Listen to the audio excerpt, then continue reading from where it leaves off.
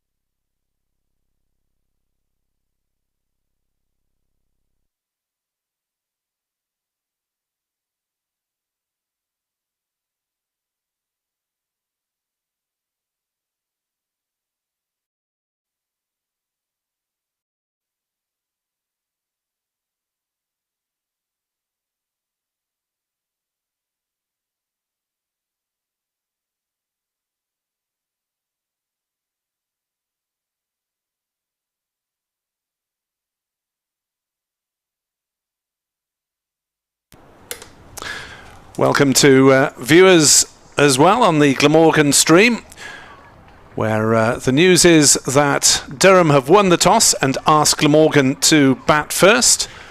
The players lined up in front of the pavilion for a moment's reflection. Play underway on time, despite some pretty foul weather in Cardiff yesterday and overnight. Well done to ground staff for getting things ready on time.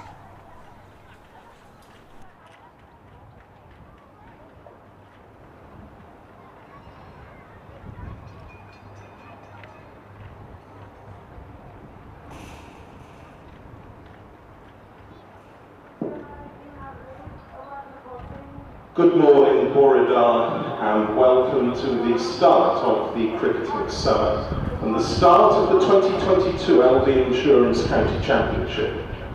We look forward to what promises to be a very exciting summer of cricket across all formats of the game. Since we were together at the end of last season, there have been a number of events that have impacted both the cricket world and the world more broadly. We have lost legends of the game. Conflicts have started around the world, and there is the continuing global pandemic. The ECB and the first-class counties have a shared determination to drive cultural change that tackles racism and discrimination at every level of our game. We stand against all forms of discrimination, and there is no place for it in our sport. We will embrace and celebrate differences everywhere, knowing that with diversity, we are stronger. Please join with us in a moment of reflection as we remember those that we have lost, as well as other events taking place in cricket and around the world.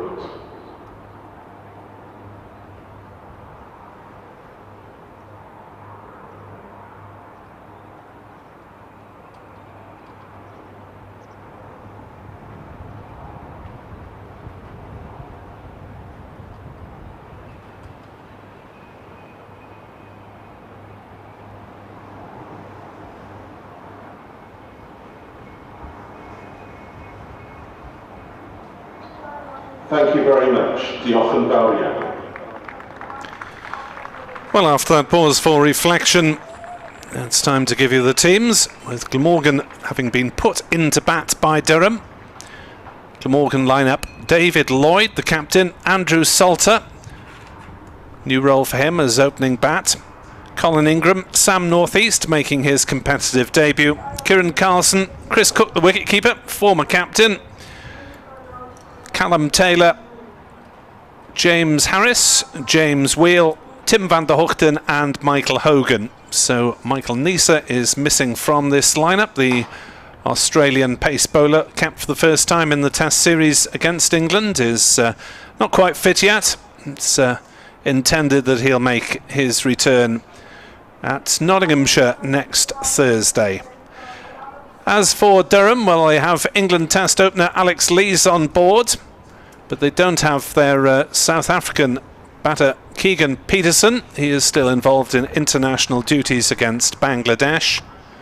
So Durham lineup: Alex Lees, Michael Jones, Sean Dixon, Scott Borthwick, the captain, David Beddingham, Ned Eckersley, Paul Coughlin, Ben Rain, Liam Travaskis, Matthew Potts and Chris Rushworth. Not necessarily in that batting order. Weather conditions, well, as I say, it was appalling yesterday in Cardiff. We had some really heavy downpours. We had high winds overnight, and it's still a bit blustery out there in the middle as Durham take for the field. But a bit of sunshine, a bit of blue sky around, as umpires Ian Blackwell and Russell Warren have taken to the middle. And if you're wondering about the crowd, well, limited at the moment, to say the least. They are concentrated down at the River Taff end, and a few in the pavilion, a few in the members' enclosure as well, away to our left. But for those of you listening on the BBC stream rather than watching on the Glamorgan stream, you're very welcome, whichever you're doing. The pitch is towards the grandstand, which is closed at the moment because of construction work. They're redoing the roof. There's a handful of bright orange jackets that we can see up in that roof area. And they're also refurbishing the facilities down beneath us at the Cathedral Road end. So if anyone wants a few dozen old toilets, they're down beneath us. But that means that there are no spectators in the stand that we're working from. And inevitably it is Chris Rushworth to open the attack. In he comes, bowls to David Lloyd, who's forward, looks for a single, and there isn't one out on the offside. David Lloyd, who's moved into an opener's role in the last couple of seasons. Firstly in the limited overs competitions, and now in the championship as well.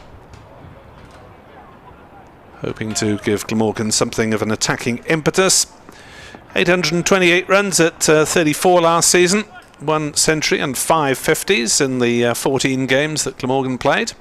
Rushworth runs away from us again at the Cathedral Road end, and bowls, and Lloyd, well, I think he was might have been trying to leave that. He's got runs from it anyway, as it's deflected down towards third man, picked up just inside the ropes, and the first runs of the day, to the delights of a party of school children. You hear a few vague whoops in the distance away to our left. I hope they've got good young eyesight, those youngsters, because they've got a fair way to look from where they're parked towards the members area. Glamorgan underway, 2 without loss, as Rushworth into bowl, and Lloyd plays it out on the leg side, and there's no run. Fielding done by Michael Jones. So the Durham field, well, there are 4 men lurking in the slips come gully area, as well as a point. It's in fact 3 slips and a gully. Point and a mid-off. The other fielders on the offside, as Rushworth is in to bowl to David Lloyd, who noodles that one down to fine leg and goes through for a single. 3 without loss. Applause from the young members of the crowd. Fine leg, mid-wicket and mid-on are the onside fielders. And so the crowd, such as it is concentrated down at the River Taff end opposite us.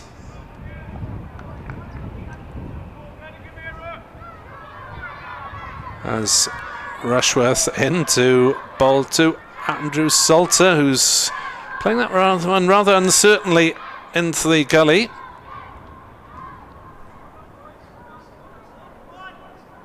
No run. Welcome back to Sophia Gardens. There's a big message on the scoreboard.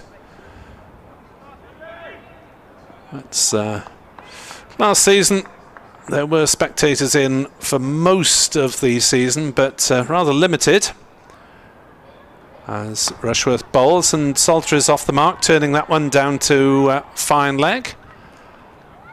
That's 4 without loss at the end of Chris Rushworth's over.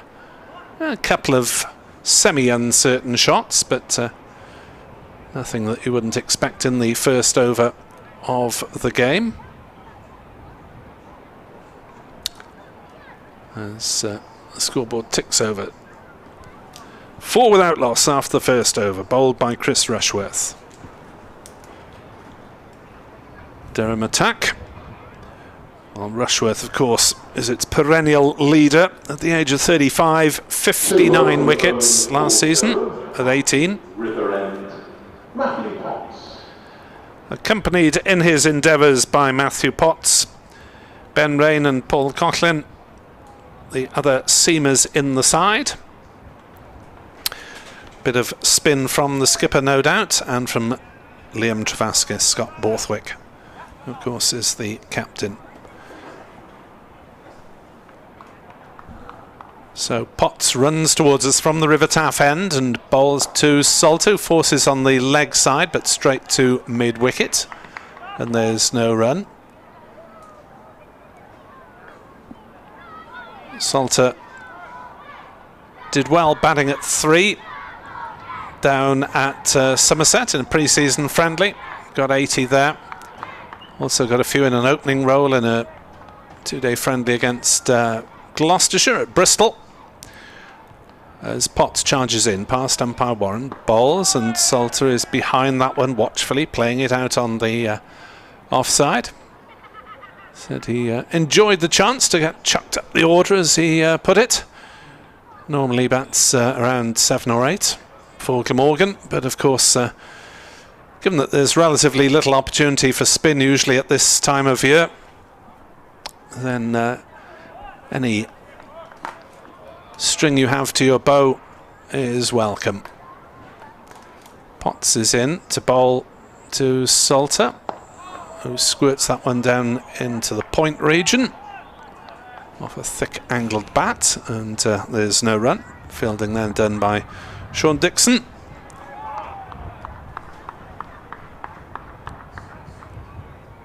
can see the players' trousers flapping around in this really strong breeze, and there was talk of stronger winds in the middle of the day's play somewhere.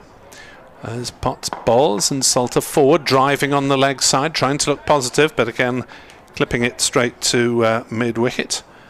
And there is no run. For those Welsh rugby fans among you, Wales have announced their November fixtures against New Zealand, Argentina, Georgia and Australia. It's usually at least 2 out the big 3 Southern Hemisphere. Argentina will be a big challenge as well. Potts bowls and Salter plays down towards the gully. In fact, it's only half stop, but it's enough to prevent the batsman from taking the single, so it remains at 4 without loss. You're on BBC Sport Online. Welcome along wherever you're listening, around the UK or around the world, for the benefit of Durham listeners, as Potts bowls and Salter pushes forward, bat and pad together out on the leg side. Martin Emerson will be joining us very shortly indeed to put the visitors' perspective. Thank you to everyone who has expressed good wishes to the BBC teams for the start of the season. Underway. 4 without loss. Potts starting with a maiden. Lloyd has 3. Salter has 1. And the scoreboards remain stuck on the welcome sign. Rushworth charging in, bowling. Forward comes Lloyd, playing defensively on the leg side. Again, Jones just forward of the umpire as the man to field. If you want to tweet us, as regulars from last season will remember, Nick Webb 2017, Marty Cricket for Martin Emerson, Dav Pritchard for David, who's with us for the first 2 good days of this game. Rushworth bowls. Forward comes Lloyd, gets a nice bat on that one, driving through the offside. Will pick up a couple of runs. It'll be hauled up just inside the extra cover boundary, and they'll jog back comfortably for a 3rd. Glamorgan move on to 7 without loss, as Lloyd got a nice firm bat on that one. So they can stick 10 pence in the meter and get the scoreboard moving before too long. Thankfully, we have one on our monitors in front of us. Technical problems, I'm told, as that's down leg side, and it's flicked something on the way through. It'll be just the 1 run. Was there bat involved? No, it's given us a bye. I thought it had flicked the pad on the way through. Wasn't the greatest delivery from Chris Rushworth, but I'm sure he has plenty of better ones to come in the season. 8 without loss. Lloyd to face up. 3 slips.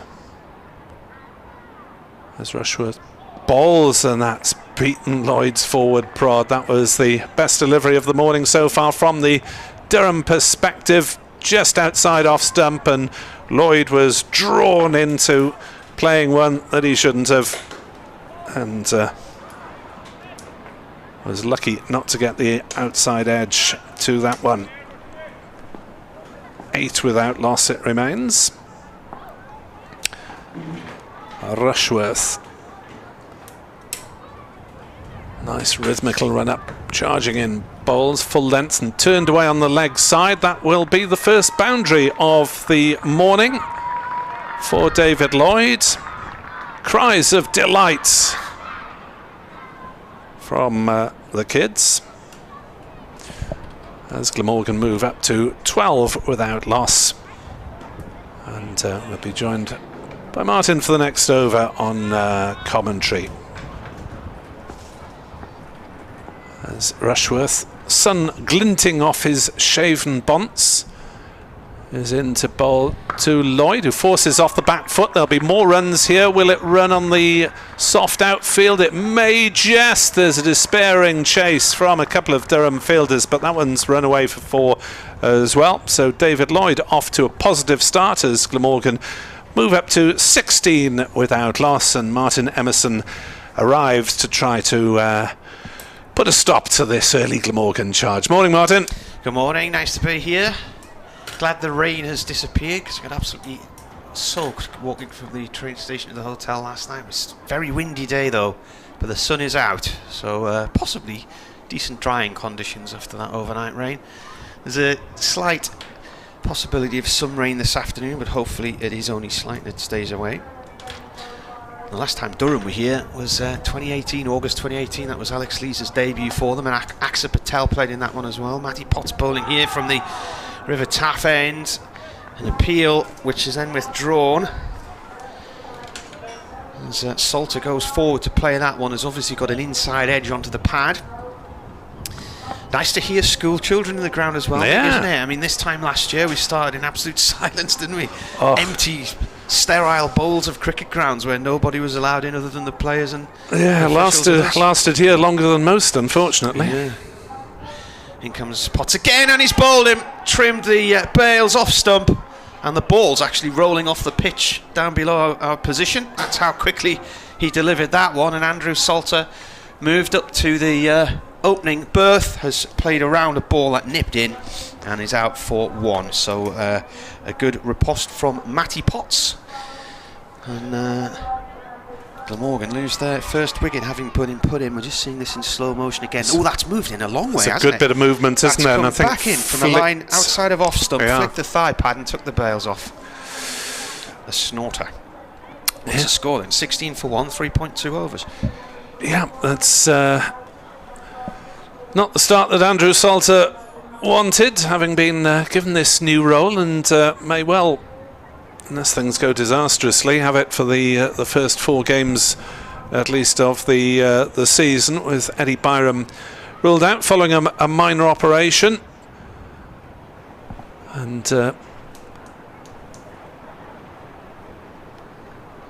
Glamorgan's rest of the batting to come. Colin Ingram, Sam Northeast, Kieran Carlson, Chris Cook, Callum Taylor, before we get down to the all-rounders and the bowlers. James Harris has batted as high as 6 for Glamorgan, for Middlesex rather. Colin Ingram deputising for Marnus Labuschagne, maybe for this week only, but of course Ingram will be a fixture in the white ball cricket, and Ingram played just the one first-class match last summer down at Sussex, where he got 34 runs in the 2 innings, and he's been concentrating largely on white ball for the last 4 or 5 years, but hopefully knee surgery will allow him to play some decent red ball cricket as well. He's taken up a bit of a coaching capacity as well, hasn't he, now? Yeah, he's been helping out with the academy, and I believe has moved over here full time, at least for the next couple of years. If you look at my handwriting there, Nick, trying to do my match notes on the train coming down yesterday, it's like a spider's bit bumpy, crawl. was it? In places.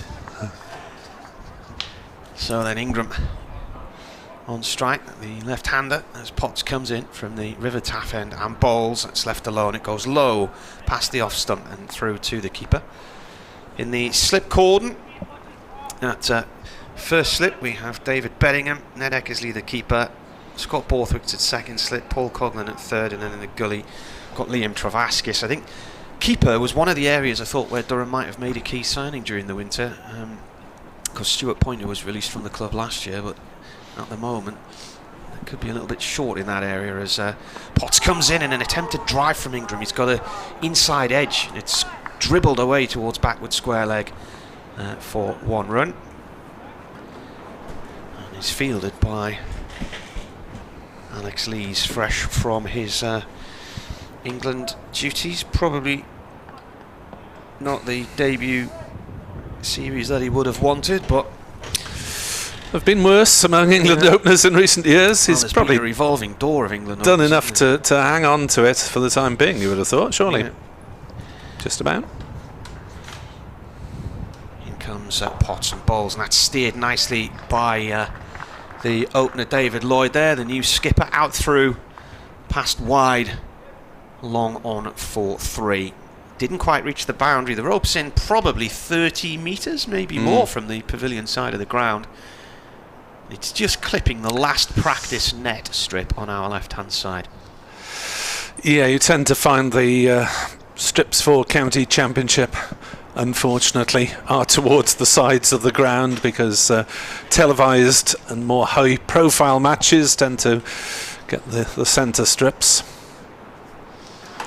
These two haven't met in an opening fixture before as Potts comes in again, and that's left by Ingram. Well, that seemed to go slower through to the keeper, and that is the end of the over. And the wind's just catching the camera there behind the stumps as we're looking at our screen. 20 for 1 after 4, the wicket coming after 3.2, and that was saltable by Potts 4-1, 16 for 1 at the time. BBC Radio Wales and BBC Radio Newcastle with you. So Graham Clark and Oliver Gibson, the two to miss out from the Durham 13 that was named yesterday, but it's pretty much the same group of players for Durham that played in this match last September in the anti-penultimate game of the season.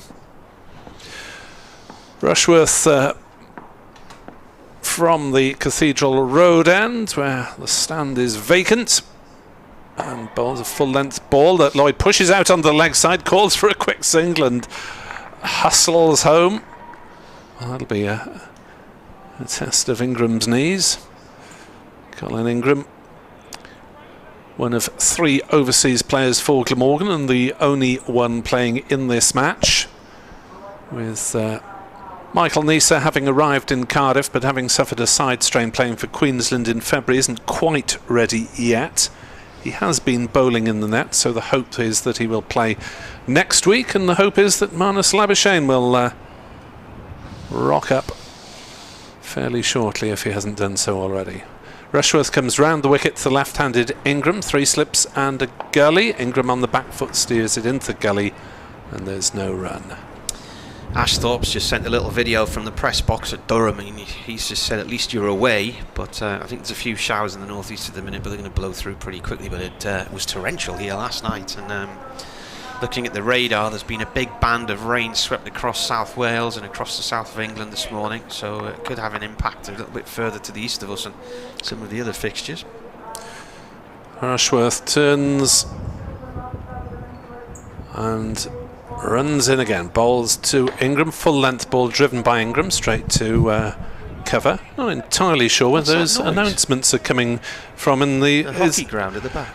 Well, the last time I looked at the hockey ground it had been dug up, but there's obviously something going on there. Maybe they've walked past this morning, it looked like it was playable this morning. Oh, so right, they must have slapped the surface down in the last few days then, because there wasn't one there at the weekend. There's a lot of land here, isn't there? I mean, just beyond this ground as well, all the park area. There are a lot of cricket pitches. Yeah.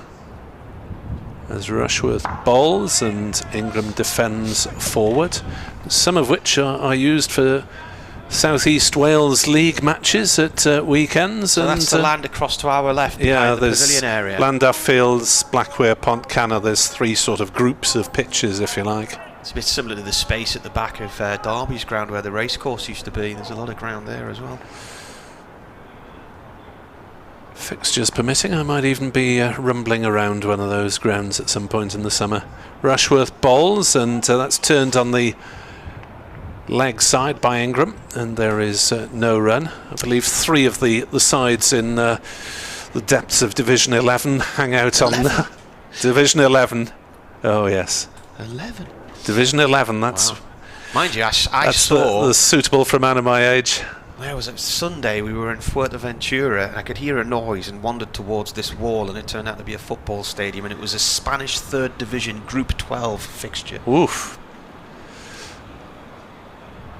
As Ingram is on the back foot, pushing into the leg side, and there is no run. 21 for 1 at the end of 5 overs. Glamorgan having been put in. Was that in the capital, Puerto del Rosario? Yeah.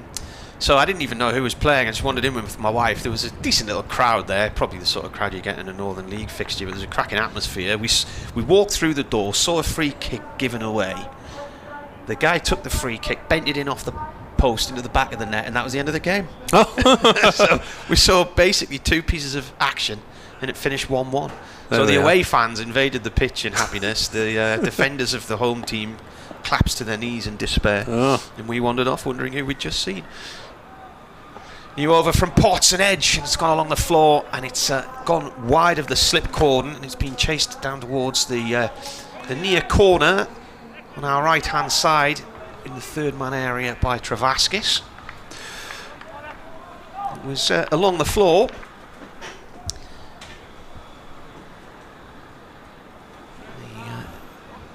The score moves on.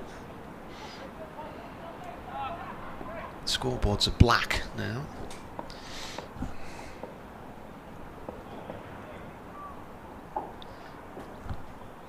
Comes the bowler. Lloyd turns this one towards mid-wicket and mid-on. No run there.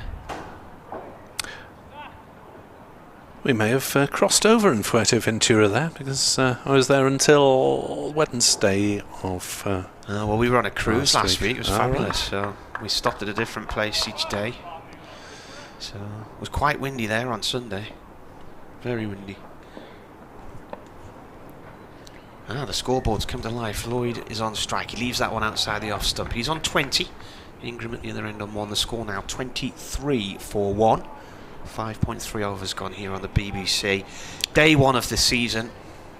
I know a lot of you have felt for varying reasons it's been a very long winter, but for me, I'm surprised we're here, and it feels like it's gone by at a right rate, if not. Right, I'll explain the noise after this ball. Potts in, bowls, playing a miss there. To the keeper it goes. Apparently there is something that may be a rugby event in Pontcanna Fields. Various stands were going up earlier. Thanks to Jim Hiscox for that. Thank you to Derek Allen, Wandering Westie, who I think is one of your followers, for wishing us a happy new season. Good morning to Ben Bonney, who tweets a picture of a Spanish swimming pool where he's listening by. Potts bowls. Batsman goes back into his crease, flicks the ball off towards mid-wicket. No run there. Morning to Johnny Evans. Feel it in my water that this will be a decent season on all fronts, one can hope. Have a good season. Thank you for your good wishes, Johnny. Is that the former Manchester United and Sunderland defender? I don't believe it is. Where's he at now? Is he Leicester or somewhere? Potts bowls to Lloyd, who plays the ball out towards wide, mid-off for 1 run. Morning to Edward Cooper, perennial listener. See you from the river end, he says. Look out for the St Helens Balconeers ad on the big screens. Yeah, no cricket at St Helens from the Glamorgan point of view this year. They've given Neath the couple of fixtures in the One Day Cup, which will be the only games played outside headquarters by the first team, which again will mean quite a lot of use for this square, which took a bit of a hammering last year, with of course the 100 being played here, and there were 3 England matches as well, which of course for TV purposes all had to be in the middle, as Rushworth at 24 for 1 is into bowl to Lloyd, who defends that one to mid-off, and there is no run.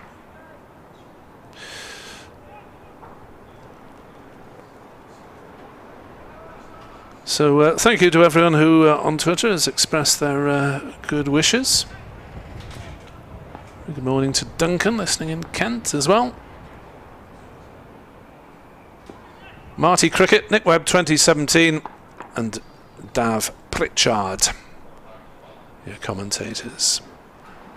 Rushworth bowls a wristy flick from Lloyd, sends the ball to mid-on. There was a lot of movement in that shot. It's almost as if he's been watching the wristiness of Marnus Labuschagne, whose leaves famously involve more movement than the bat than most people's shots. Sunshine and a brisk breeze over Sophia Gardens at the moment, as Rushworth is in to bowl to Lloyd, who's forward, defending to mid-off.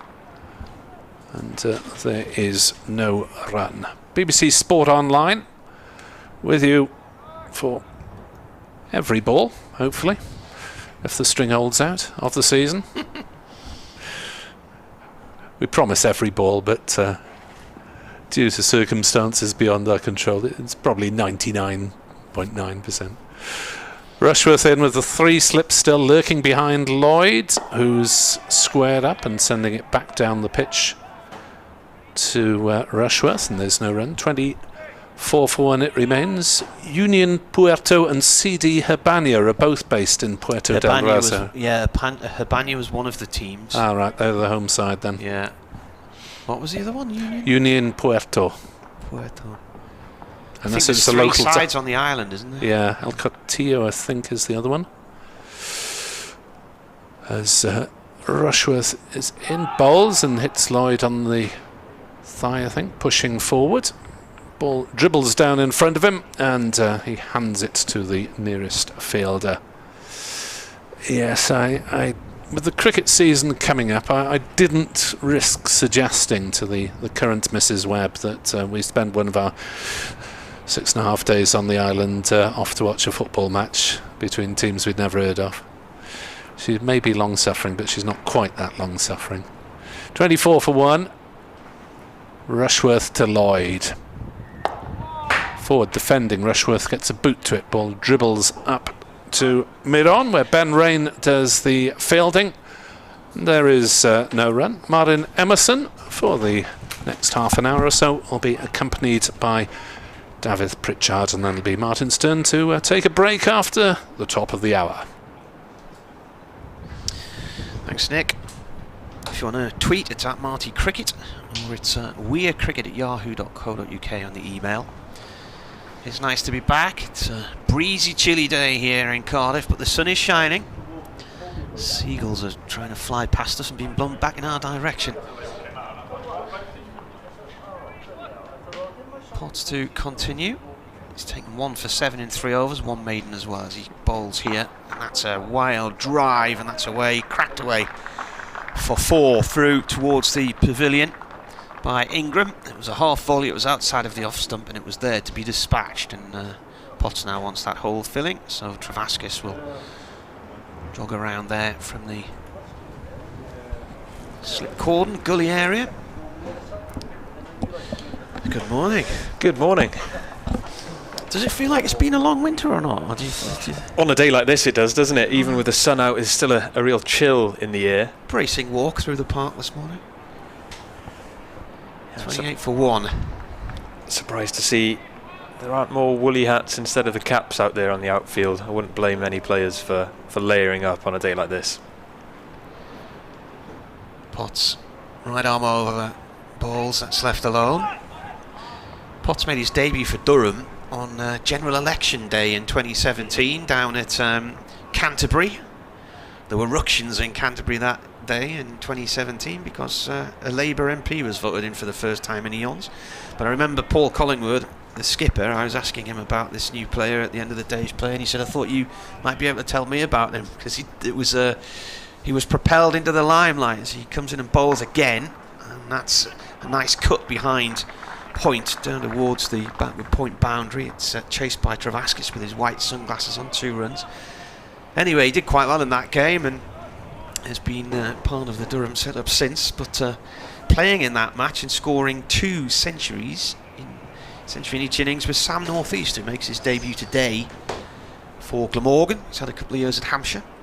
And I remember a 17-year-old Sam North East 10 years earlier making his debut for Kent against Durham at the end of the season at Canterbury.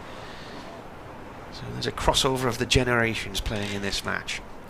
Ingram's on 7 and he goes forward to that one, and what's that come off? It's gone away for 4. Was there an inside edge there? Potts was left with his hands on his head in exasperation. Ooh, thick inside edge. And away down towards fine leg for 4. Yeah, this has been a very probing spell from Potts. Very accurate line. Ingram there, not seeming to get a proper read of the ball. And a thick inside edge runs away to the boundary. A very solid start from Potts. And you mentioned North East there, high hopes for him, a good signing for Glamorgan, and that batting lineup does look stronger than it has done for a number of years in the middle order. And if you get, and Labuschagne's here next week, is he? Yes, yeah, he'll be there for the Nottinghamshire game. There should be some runs. Potts once again to Ingram, who's on 11. Ingram plays the ball back past the bowler to Minoff, no run there. The last time Durham were here for a county championship match was in 2018, and it was Alex Lee's debut. Axar Patel was on 95 with Chris Rushworth, the last man in at the other end, and Axar Patel allowed Rushworth to come on strike and got himself out, so Axar Patel was stuck on 95. Nobody knew too much about Axar Patel back then, but he went on to make a name for himself in international cricket with India. The game just got into the 3rd morning because it rained on the 1st morning. Potts bowls. Steered upfield, and really Glamorgan back then were a pitiful sight, and they were rolled over very easily in both innings by Durham. Actually, Durham bowled them out for 97 the last time the sides met in September in Chesney Street, which was the lowest score in a head-to-head. So the announcements you can hear on our outside microphone are from a rugby tournament behind us. And it looks like Rushworth will continue at the Cathedral Road end. Had been some movement, a few jumpers removed from some of the fielders, but it will be the veteran seamer to continue. And it will be Lloyd to face. Ball on a good length, which he defends for no run. Broken all the records there are to break at Durham, Chris Rushworth. To the point where I have to keep reminding myself of just how many. He got past Graham Onions' 527 first-class wickets for Durham last year. Past 1,000 wickets for all the teams he's played for at Durham, from academy, the 2s and the 1sts. A leading wicket taker in first-class cricket. And here he is, Mr. Prolific himself, bowling on a similar length again, just nudged to the onside by Lloyd. 35 years old, and you just think how much more he could have achieved if it hadn't been for the fact he was released for a few seasons in 2006, re-signed in 2010. And last year got 50 wickets in the championship for the 6th time. Yeah, it's an amazing record when you consider his career average, still 22.33, miserly figures as he's in, and it's a fuller ball this time, which Lloyd dispatches through mid-on for a lovely looking boundary, which takes his score on to 25, and Glamorgan are now 38 for 1. I think Rushworth just tried to take a little bit of the pace off the ball there and go for a slow Yorker, but was picked up by Lloyd. So Rushworth now has 569 first-class wickets, and 564 of those are for Durham. 544 of them in the championship. It's not quite happened for him yet this morning, but he's in again, bowling a fullish length, and Lloyd just defends for no run. Lloyd has rather taken the game to Durham so far. Quite an aggressive stroke player, opens the batting in one-day cricket as well. Although the experiment with Andrew Salter opening at the other end didn't come off on this occasion, with him, with the spinner scoring only 1 run before he was bowled by Potts.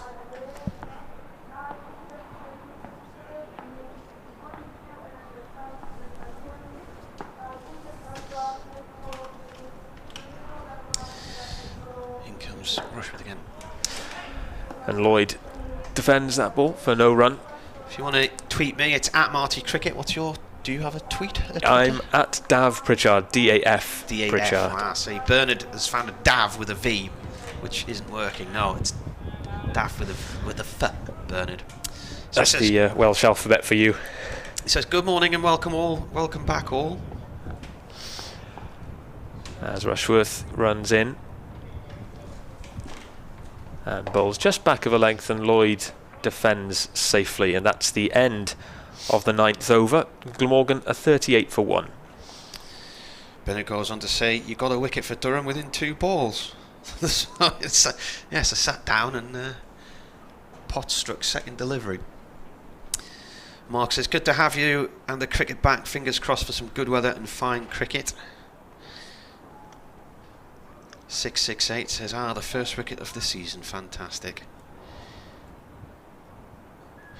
It was a couple of years ago, the last proper season they had before COVID, so 2019, Chris Rushworth got the first 2 wickets of the season before 11 o'clock in the morning. So in his first over. Potts continuing from the River Taff end, and an attempted drive from Ingram there to a ball that's left him. It's pitched and gone just outside the off stump through to the slip coordinates. A late play from the batsman really there. You can see the esteem that Rushworth is held in these parts as well. A few fans I was speaking to this morning, they play a fantasy cricket game and they've all captained Chris Rushworth. That shows you how much faith they've got in the Glamorgan batting lineup against it. Yeah. Right. 38 for 1. Durham put Glamorgan in. That's driven back past Potts. It was over pitched, and that's drilled away for 4 up towards the river end of the ground. Just slightly over pitched there. Gave Ingram a little bit more time to decide where he wanted to play that one. A nice stroke. Yeah, good looking stroke from Ingram, who very able deputy for Marnus Labuschagne, who's unavailable until the next round of fixtures.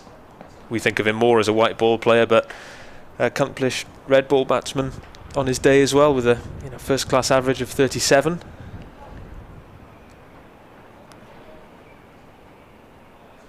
He's played for tons of teams as well, hasn't he? There's about 15 sides he's played for, hasn't he? Potts in again. Ooh, playing a miss this time. I think he just jabbed the bat away at the last moment there. What's he now, 36 years old? So he's a sort of player and academy coach now. Yeah, I was counting up the sides yesterday. At least 15 different professional teams he's played for. 31 ODIs for South Africa. His highest first-class score is 190 for Eastern Province against Natal. He's had 4 centuries for Glamorgan in 2017 as well. Potts bowls, and that's a back foot punch out towards the covers. No run there. Yeah, he very much embodies that kind of way that white ball cricketers now do go from country to country, competition to competition, whether it's the Big Bash or playing in the South African or Bangladesh or Pakistan. He's covered a lot of ground over his career as Ingram. Potts right over bowls. This is defended. It rolls off towards the leg side. I did a little feature with Matthew Potts the other night at the Meet the Players night at Durham on Tuesday, and he's still only 23, and it seems like he's been around an awful long time. He's just come back from the Pakistan Super League. He didn't get a chance to play for the Lahore Qualanders, who went on to win the competition, but he did do a lot of net bowling with them. Said he enjoyed the experience. Ingram on strike, whips that away off the hips down towards fine leg, and it's really just gone fine of the fielder down there. Couldn't get across in time to cut it off, Michael Jones. Nice little shot there, little flick off the hips. That moves him to 19, and Glamorgan on to 46 for 1. Put in by Durham earlier. The man to go as Andrew Salter elevated to opening the batting. Bowled in the 4th over by Potts for 1. And it's been quite a brisk start by Glamorgan. Lloyd and Ingram, 2 players who do like to play their shots and get on the front foot, putting away whichever bad balls have come their way. Ben Rain coming into the attack. We'll probably see Paul Coughlin shortly as well.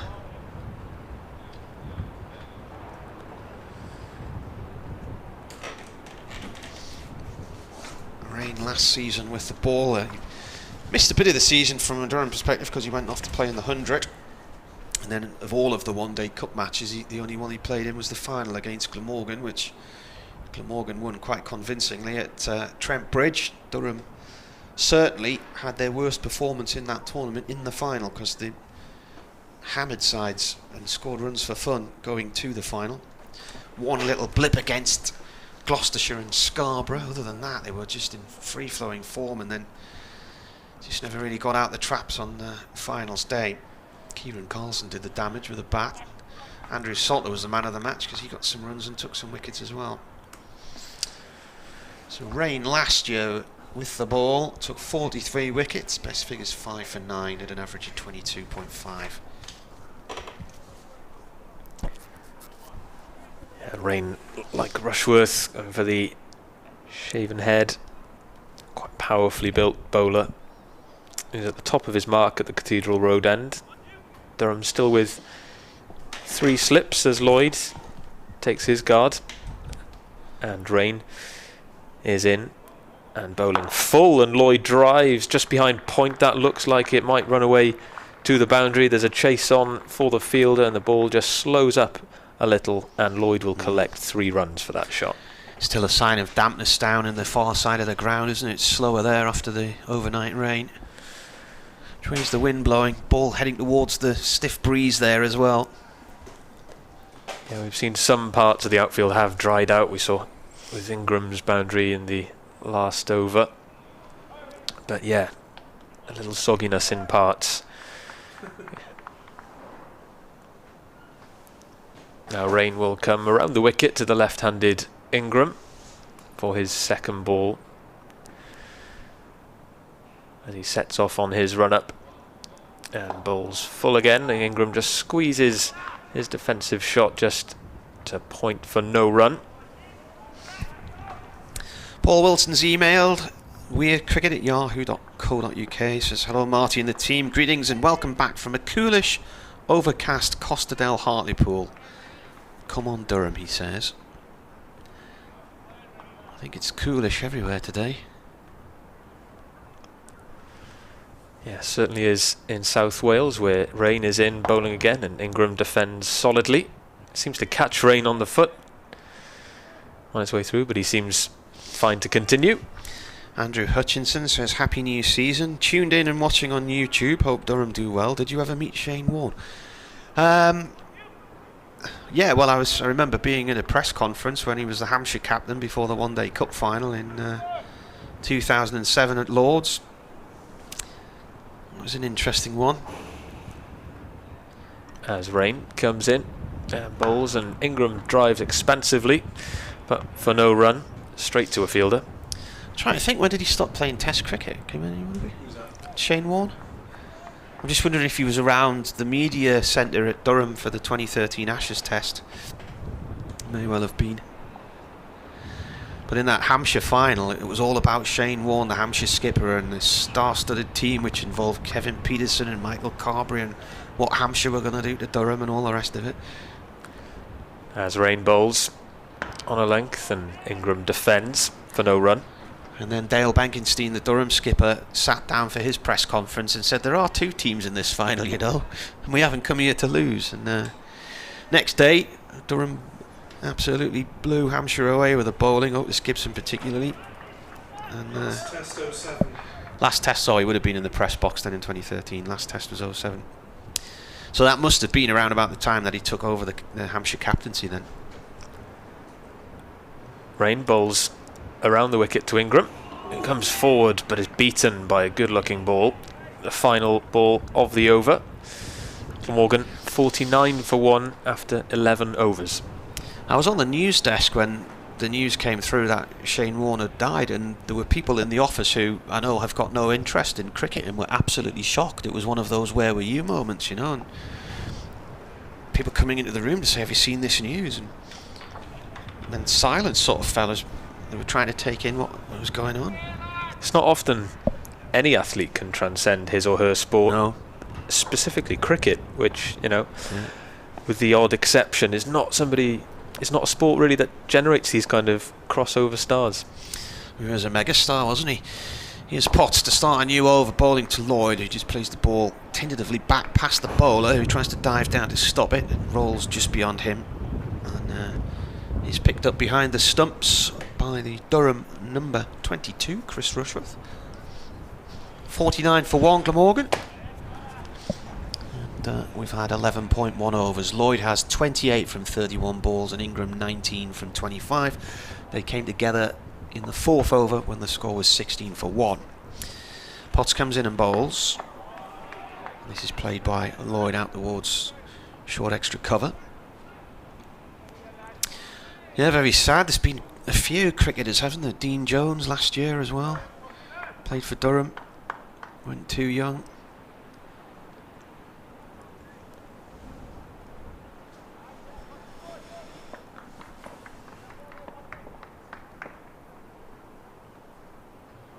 Potts bounds in, right arm over. Lloyd plays the ball defensively up to mid-on. No run there. Yeah, it's quite moving to see Shane Warne's state funeral as well in Australia. Well attended in person and watched across the world as well. Yeah. Was that last week? Yes. Yeah. Some amazing contributors and just amazing to see the kind of celebration of his life, because that's what he would have wanted, wasn't it? Because he's a real one-off, proper maverick. Potts to Lloyd, a play and a miss. A rare play and a miss from Lloyd. Gone through to the keeper. Eric Bowers has been on. He says, a future quiz question. Who took the first wicket of this season? The answer, Matty Potts. From Eric the Stanmore Mackham. So there not been a wicket in any of the first 3 overs of any of the other games then, I don't know. Just having a quick look at some of the other scores. Yeah. Somerset 2 down. They're 21 for 2 at Hampshire. Potts to Lloyd. Lloyd leaves. Ball passes the stumps and swings down low towards the leg side, taken by Eckersley just off the ground. Anybody look like they might have got a wicket before Potts or not? Somerset was in the 7th over.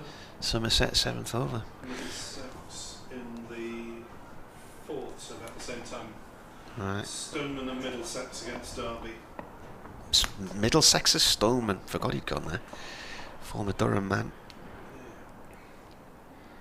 Potts to Lloyd. Lloyd plays the ball out towards the covers and it's stopped by Lees, and that is the end of the over. 12 gone. I think that was a maiden, wasn't it? Still 49 for 1. Second maiden for Potts. So 1 for 25, 6 overs, 2 maidens.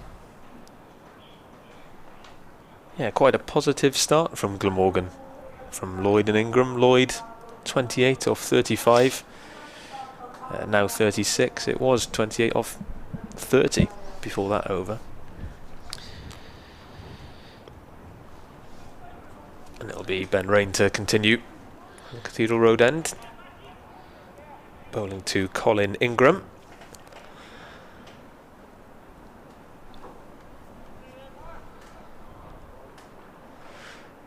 Rain is in. Bowling full and Ingram drives, but it's straight to mid-off for no run. Elizabeth Cruikshank has emailed. Hello from Hamilton, she says. That's just near Glasgow. You pass Hamilton Racecourse and there's a big theme park there as well on the motorway as you head in towards the south of Glasgow. She said, good morning all. Great the match has started as scheduled. Felt somewhat dubious after recent wintry weather. A match between the 2 newest counties as well. Which is a valid point. Rain is in. Bowling full again and Ingram blocks this one. When was it? 1937? Centenary last year. Centenary last year, was it? 1921 for Glamorgan. Durham's 30th year in first class cricket this year. I was there for the first home game against Lancashire at the racecourse ground at Durham City. Packed house, live on the TV. Sunday League played in whites. Glory days. Yeah. Rain is in. And Ingram defends once again. Well fielded, just backward of point. Durham won there. I mean, they had the Dean Jones playing in that one. There's Botham, the likes of Wayne Larkins, all these players there was a prisoner managed to escape from his cell, and he climbed on the roof of Durham prison and had a cracking view of the game until they somehow managed to get him back in.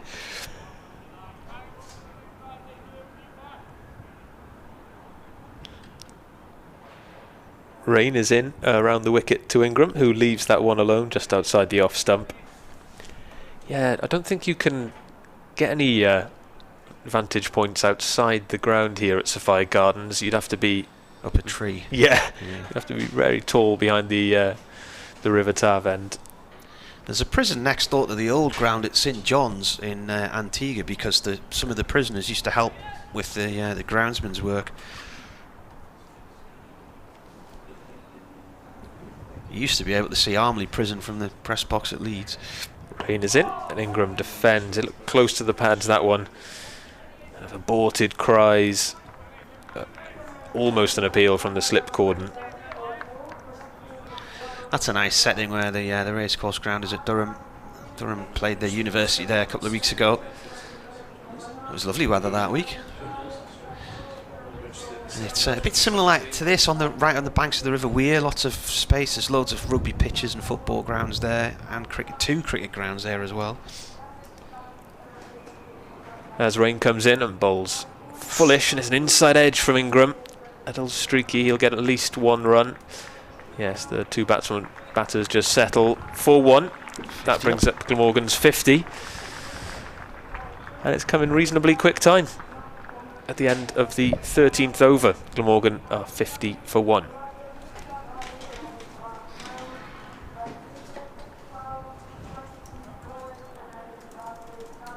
Yeah, still rather chilly here at Sophia Gardens. The wind gusting around the Cardiff ground. There's a change of bowling at the River End with this bowling is Paul Coughlin. So now a change of bowling at the River End. That'll be Paul Coughlin replacing Matty Potts, the only wicket taker so far in Glamorgan's innings.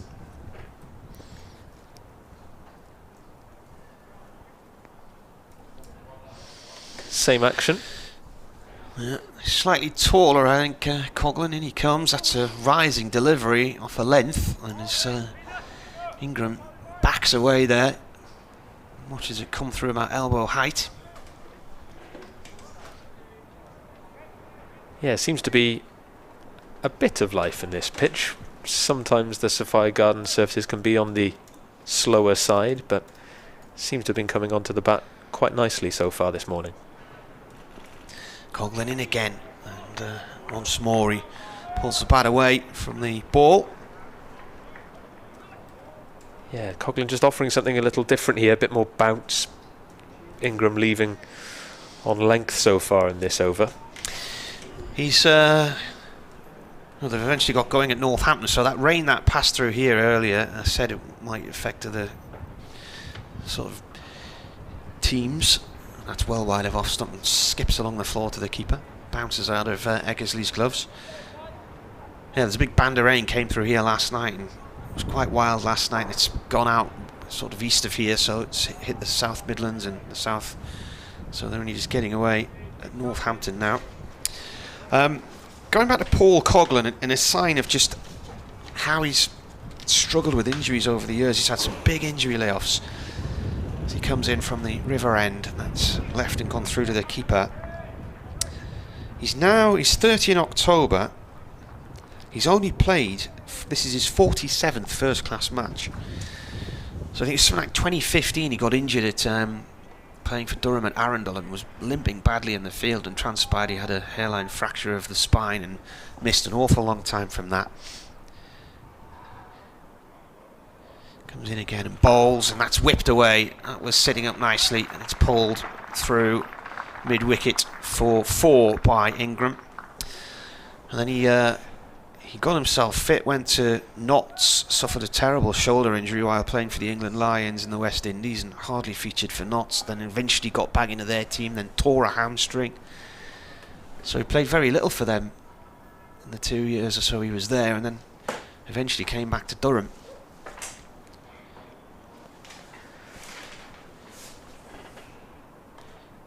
Comes in again, pitches that one up. That's played towards the covers.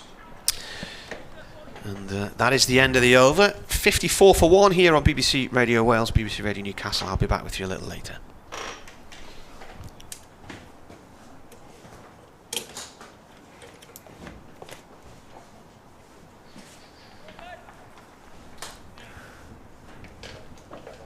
So at the end of the 14th over, Glamorgan are 54 for 1. Lloyd is 28 of 36. Ingram 24 of 37. Steady progress from the home side so far. It will be Ben Rain to continue from the Cathedral Road end. He's at the top of his mark. Durham still with 3 slips. Fairly attacking field for Lloyd, who takes his mark. Rain is in, and Lloyd defends. And I'm joined again by Nick Webb. Glamorgan bowling along on the run rate fairly nicely at the moment, aren't they? Good attacking approach from Lloyd and Ingram. They're not going to die wondering. Now, I guess this is the advantage, isn't it, of having quite an aggressive top order, as Glamorgan have. As Rain comes bounding in and bowls a fullish length with Lloyd defending. Obviously a slightly different shape, but equal lack of hair to the man he's replaced at this end, or on the top of the head anyway, although there's a bit going on down below. Yes, for the bearded Rain taking over from shaven-headed, taking over from the equally shaven-headed Rushworth. Yes, we're thankful for squad numbers these days, as Rain is in and bowls on a length, and Lloyd just prods that back for no run. The run rate just slowing ever so slightly as the Durham bowlers put the brakes on Glamorgan.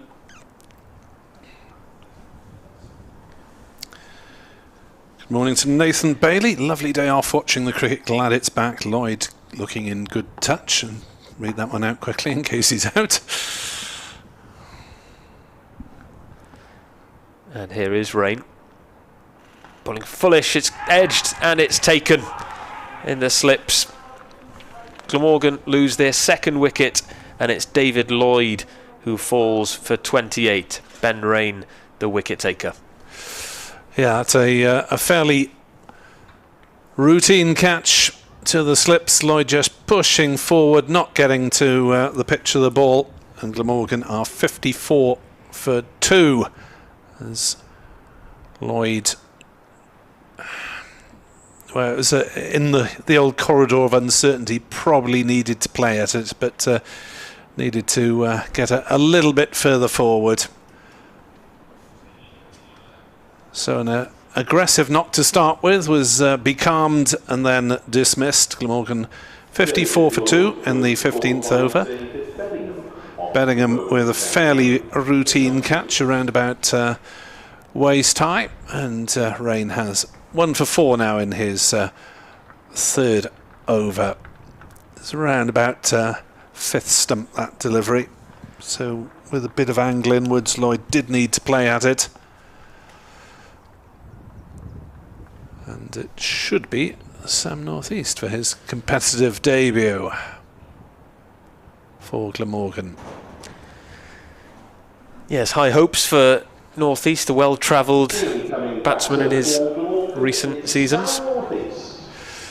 Yes, obviously a prominent player at Kent to start with, and strong years at Hampshire as well. A really unsettled 2021. He started with Hampshire, left them, played a couple of games each for Yorkshire and Notts. So obviously I think a sought-after figure. Glamorgan wouldn't have been the only ones in for him, I'm sure. But it'll be interesting to see what presence he brings to the Glamorgan batting order. Yes, Glamorgan's batting has been a weak point in recent seasons, but there is a certain solidity to that middle order. Perhaps the top order still needs a little work, especially where the openers are concerned.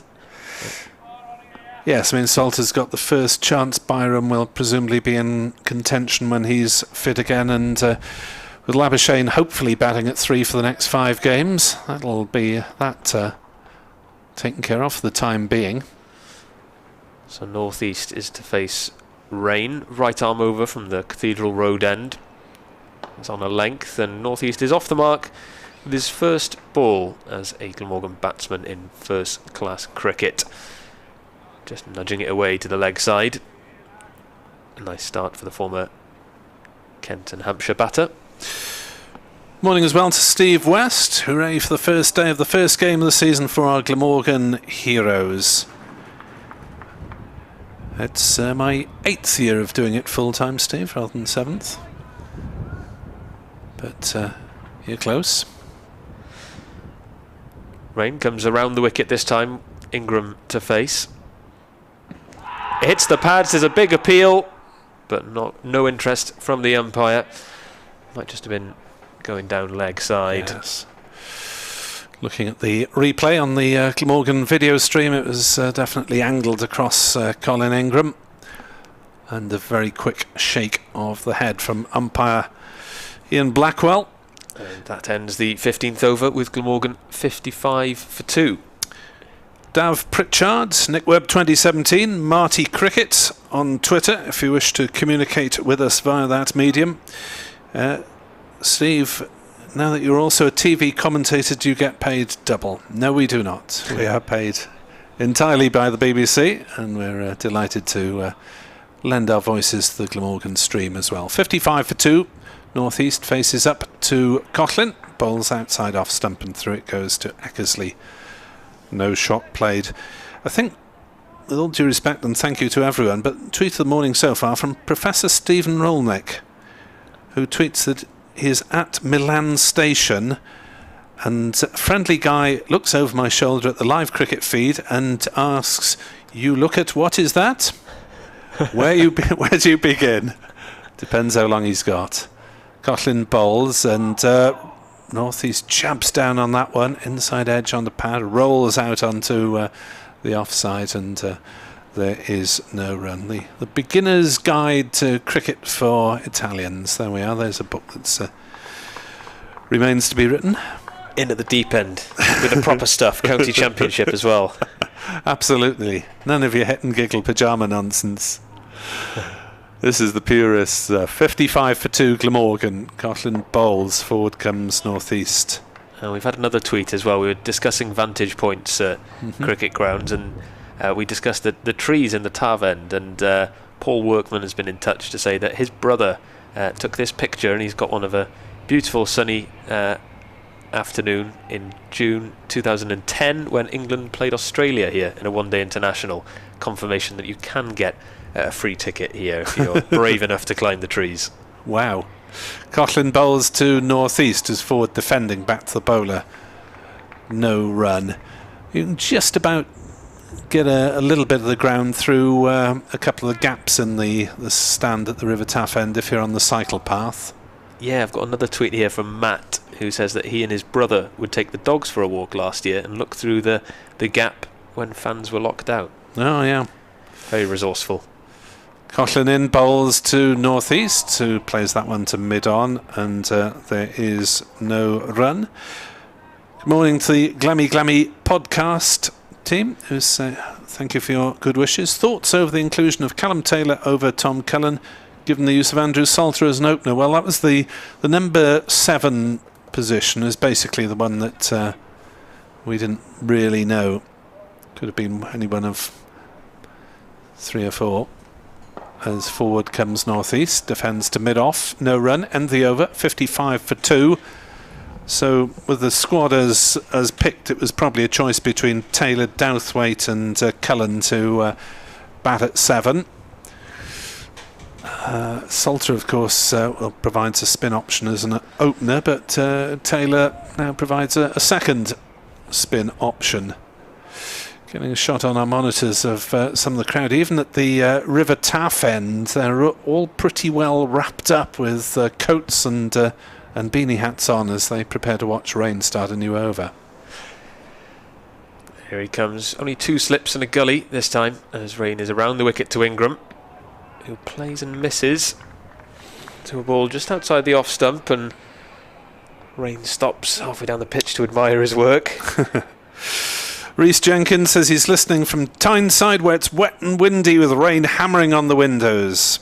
Enjoying the coverage. Carlson for England? Question mark.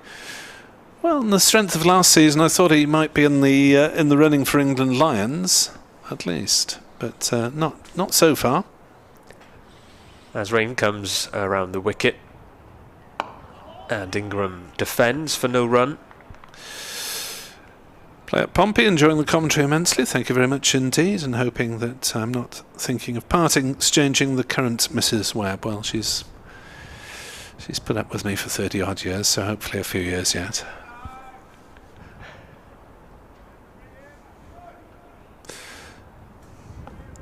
Rain starts at the top of his mark from the Cathedral Road end around the wicket. It's full, and Ingram leaves that alone outside the off stump. Stephen Rolnick points out that Gareth Berg is the Italian head coach. We're talking about him watching in Italy. Gareth Berg, Hampshire player, South African born, but Italian qualified. I think he might have played for them once or twice. I think he's just taken a wicket for Northants against Gloucestershire. All right. Opening the bowling today. A delayed start, so that was only the second over of the day, dismissed Chris Dent. As Rain is in, a wild swing from Ingram. That was more like the Colin Ingram we see playing T20 cricket here. Really slashed at that outside the off stump. Missed it by some distance. Adnan Mohammed, good morning Adnan, says potential to open with Michael Hogan, since we seem to lack a second opener to partner Lloyd. That would be an interesting thought, Michael Hogan opening the batting. He'd get vertigo. Ben Rain is in around the wicket, and Ingram rather more calmly leaves that ball alone. Was that just a sign of a little frustration from Ingram, perhaps? The run rate slowing a little, and yeah, it wasn't quite a wild hack that he tried the ball before. You've got 4 days, Colin.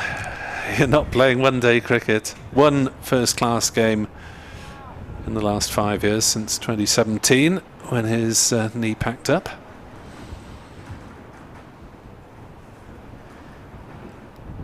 Rain is in. Full this time, and Ingram just shows the maker's name and defends for no run. That brings to an end the 17th over, with Glamorgan 55 for 2. Mike Fatkin, the former Glamorgan chief executive, is watching and tweets a picture of his view from the somewhere on the pavilion side. Reckons he could catch sunstroke and hypothermia on the same day. It is one of those days where it's pretty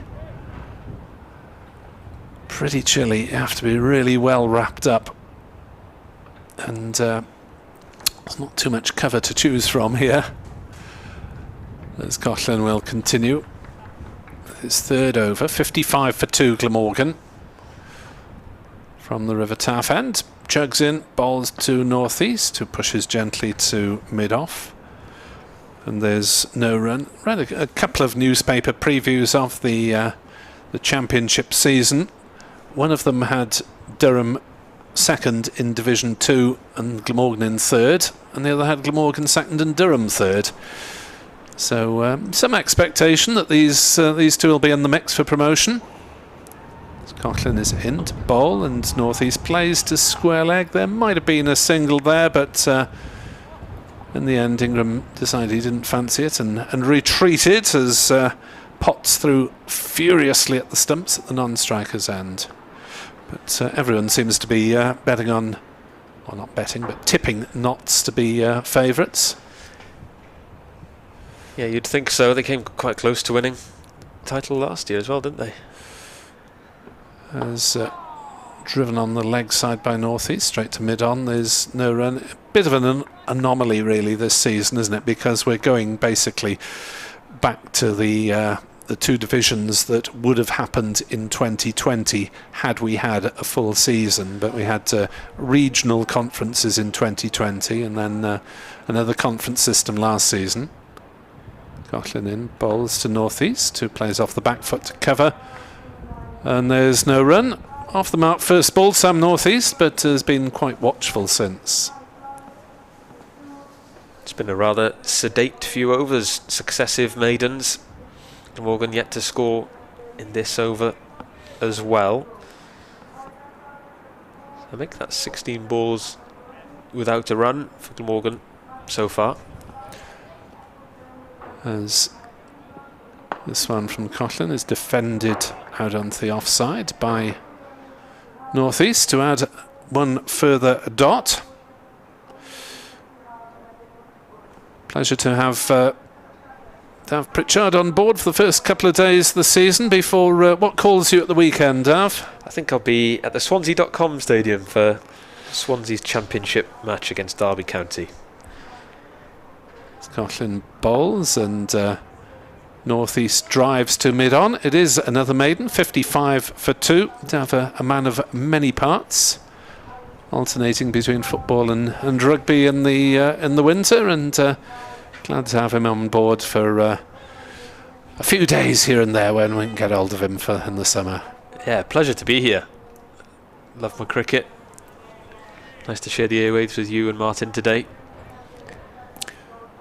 I presume your playing exploits for this summer will be some distance off with those commitments. Thankfully for Penarth's 3rd and 4th team, I'll be unavailable for much of the summer with Welsh football commitments and those kind of things, as rain is in. And bowls with Ingram leaving it alone outside the off stump. Do we know when?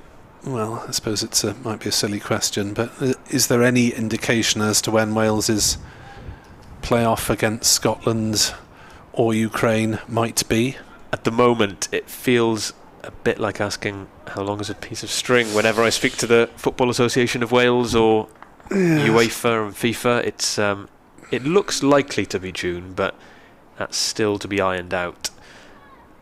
As rain comes in and bowls back of a length, and Ingram just slashes that behind point for 4.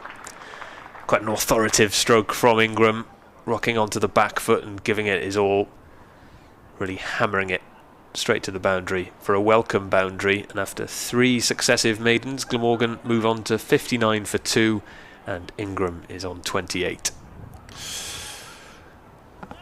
So yes, Edward Bevan will be back on commentary on Saturday and Sunday with Martin and myself.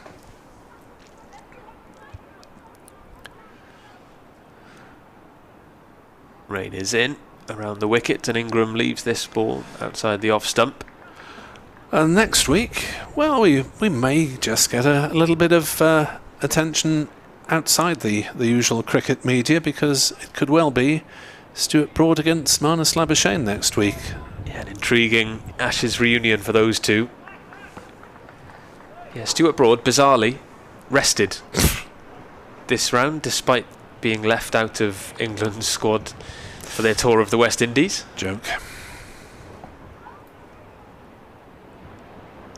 Here's Ben Rain at the top of his run-up, and he's in around the wicket, bowling full, and Ingram looks to guide it down the leg side, but fails to get a bat on it.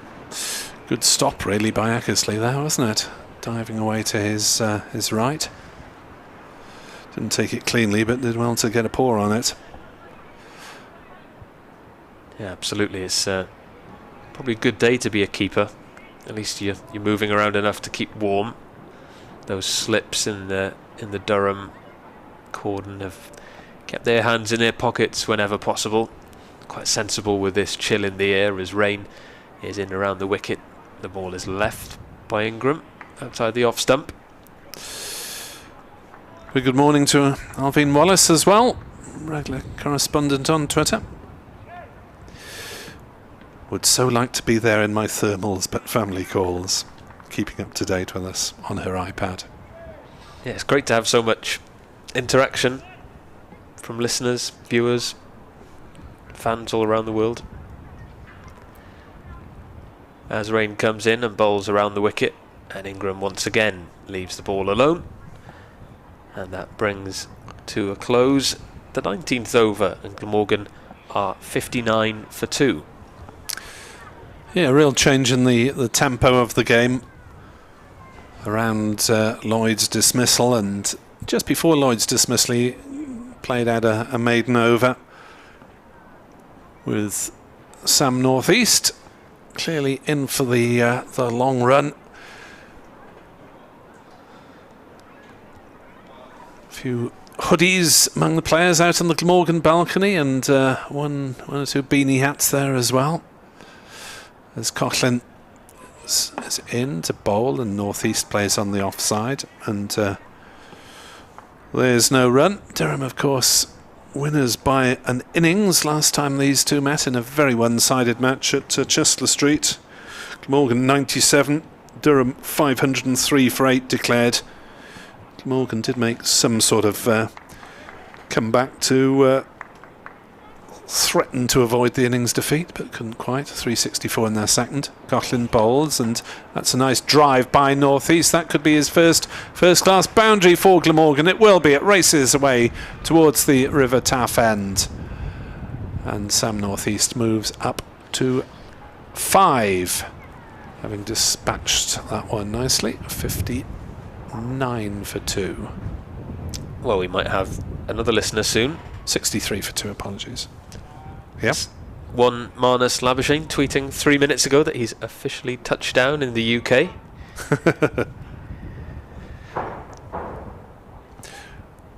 As Coughlin is in to bowl and flicked off his legs by Northeast down to fine leg. They'll just take a single as in front of us Michael Jones does the fielding.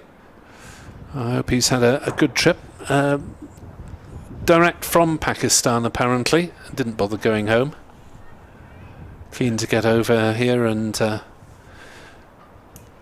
get a bit of practice. Always entertaining watching his social media about his practice means. 64 for 2. Coughlin to Ingram, who plays defensively back to the bowler, and there's no run. Did you see that extraordinary mat that he'd set up with bits of metal on it? Yeah, remarkably resourceful. He's worth a follow on Twitter and Instagram if you're looking for new coaching drills and using your furniture as various bits of cricket paraphernalia. Coughlin is into bowl, outside off stump. Ingram shoulders arms through to Eckersley. Tim Fry on Twitter says, stop saying things like rain comes in. It's not a weather disruption, no. Durham listeners will be too used to it. Ben Rain, this is. Yeah, no way of pronouncing that E at the end of his name, is there? Rene. Coughlin bowls, outside off stump, comes back a little bit, but Ingram leaves again. Perhaps might be the way to pronounce it for our new Italian listener we heard from earlier. Good morning to Byron Hopkins as well, who's enjoying his week of sport. The Swans enjoying back-to-back wins. A very enjoyable one last Saturday, says Byron. And Glamorgan underway and the Masters starting today for golf fans as well. Yes, for Durham supporters, we did have a little local rivalry between Cardiff and Swansea, where Swans completed the league double for the first time ever last weekend. Was there anyone left in the home section of the City Stadium by the end of it? Probably not. A historic weekend for Swansea. I'm sure Cardiff fans would rather hear less of it, as Ben Rain is in, pulls on the leg side, and Northeast doesn't get a bat on that. Eckersley gathers behind the stumps. Chris Drew, welcome along, Chris. Says, I qualified as an umpire over the winter, so he'll be off umpiring this season. Oh, well done, Chris. At my level of cricket, you have to umpire whether you're qualified or not.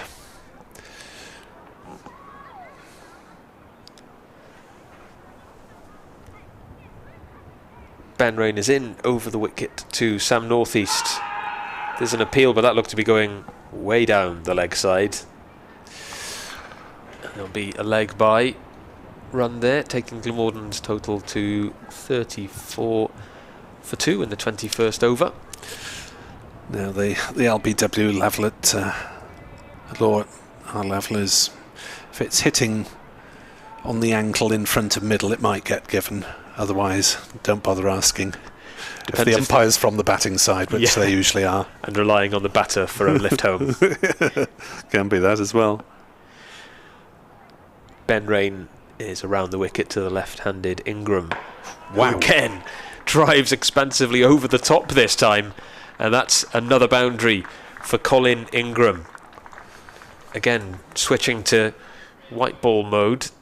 Ben Rain pitched it up a little bit, and he gave it the full works, did Ingram. Really threw his arms at that drive. Travascus threw himself in the air, but didn't get a hand on it. Not quite sure how near he was at cover there. It's a couple of times Ingram has come out of his shell now and played extremely aggressive shots through the offside. He's on 32 now, with Glamorgan 69 for 2. As Ben Rain comes around the wicket, Ingram chops away at that. Doesn't quite connect, and it goes to the slip corner. Good morning to Tyler. Says, can't wait to see Marnus and Neser fit into this side. Exciting times ahead. He'll have some welcome selection headaches where the batting lineup is concerned. Glamorgan. Adnan suggesting that could be up with the best seam attacks when they're at full strength, Glamorgan. Ben Rain around the wicket, and Ingram looks to chop that to point, but the ball goes straight to a fielder. Certainly plenty of experience in that Glamorgan seam attack. And Neser 32, who probably play next week. Harris 31, Van der Hoogten 31, and the grand old man of them all, Michael Hogan, he's 40 at the moment, turns 41 next month in his final season. It is his testimonial season, or the third attempt at having a testimonial season after COVID disruptions. As Ben Rain bowls the final ball of the over, Ingram is back and slashes the ball backward from point for another boundary, his second of the over. Ingram moves on to 36, and at the end of the 21st over, Glamorgan a 73 for 2. So Ingram, after a quiet period, is looking to get on with it. What's happened to Billy Root? Says Garth Williams, and also that he'd rather see Joe Cook to open with Lloyd. Well, Joe Cook's had a fair go at opening last season and didn't really cut the mustard consistently enough, and likewise Billy Root, a little bit short of runs until the second innings against the Students on Monday in the warm-up games. As there's a leave from Sam Northeast, the first ball of Paul Coughlin's over. Owen Williams, great to be listening to Glamorgan commentary again. Should be an exciting season and hopeful of promotion. Hope springs eternal. There are probably 18 lots of county supporters saying, yeah, we could win it this year. Best time of the year. Yeah. Next delivery from Coughlin is played firmly by Northeast to Dixon at backward point, and there's no run. 73 for 2. Yes, it's hope that we see some competitive close of season in both first and second division come September. Outside off stump allowed to go through by Northeast. Coughlin 0 for 9. Rain 1 for 17. Ben Rain. Matty Potts, the other wicket taker, with the early strike to get rid of Andrew Salter that may well have been the first wicket of the first class season for Mr. Potts. 73 for 2. Coughlin in, bowls, Northeast drives back to the bowler, no run. Yeah, the only match today with no play so far is at Leicester. Leicestershire's match against Worcestershire has been delayed due to rain, while Northampton, they did manage some play against Gloucestershire, albeit only 7 overs. Coughlin into Northeast, who drives to cover, no run. This is, by the way, Colin Ingram's highest first-class score, 36. Not out for since the end of the 2017 season when he packed in playing regular first-class cricket. Averaged 37 that season with 1 century and 2 50s. We've certainly seen some evidence that he's more used to playing white ball cricket so far today. Coughlin to north-east, who nurdles that one down towards square leg. Again, they thought of going through for a single, but Ingram rightly thought better of it, because it was to Ben Rain at square leg, who removes his jersey once more, and they are now allowed to give them to the umpires this season after 2 seasons of no contact between players and umpires. With the end of COVID restrictions, they're allowed to hand hats and jumpers. So, yeah, it's good to see the kids still here, away to our left on the pavilion. They usually tend to, school parties usually tend to disappear about an hour after the lunch interval to get back to school by pick-up time. Well, if they can get them hooked on the county championship, then they'll be fans for life. Absolutely. What do you mean you have to come back for another 3 days? There's a bowling change at the Cathedral Road end with Matthew Potts returning, and he's bowling around the wicket to Ingram, who drives. There'll be at least 1 run. In fact, he will return for a second, taking his total to 38 and Glamorgan's to 75 for 2. Yeah, Durham winning the toss, inserting Glamorgan. They must have had some concerns about the conditions here today for being in the field. Given that it is very windy, that's not going to help the bowlers. No, it's looked like fairly hard work without much movement in the air, as Potts comes around the wicket again to Ingram, who drives, this time for no run as it stopped at mid-off. Looking at the BBC forecast, they reckon for the next 3 or 4 hours, wind speeds in the Cardiff area are going to be around the 40 miles an hour mark. And we may get a shower in the afternoon. Yeah, these grey clouds overhead aren't quite shifting. There's a bit more blue sky than there was this morning, as Potts is around the wicket again. Ingram goes back and gets a little cramped. No run. With regard to rain, Tim Fry says, good job Alex Hales isn't playing and John Snow is long retired. Well, I was looking back at pictures from round 1 last year, and there was snow that took a couple of sessions out of Yorkshire against Glamorgan in round 1. Sure, Durham were similarly weather affected. They weren't playing at home that day, I don't think.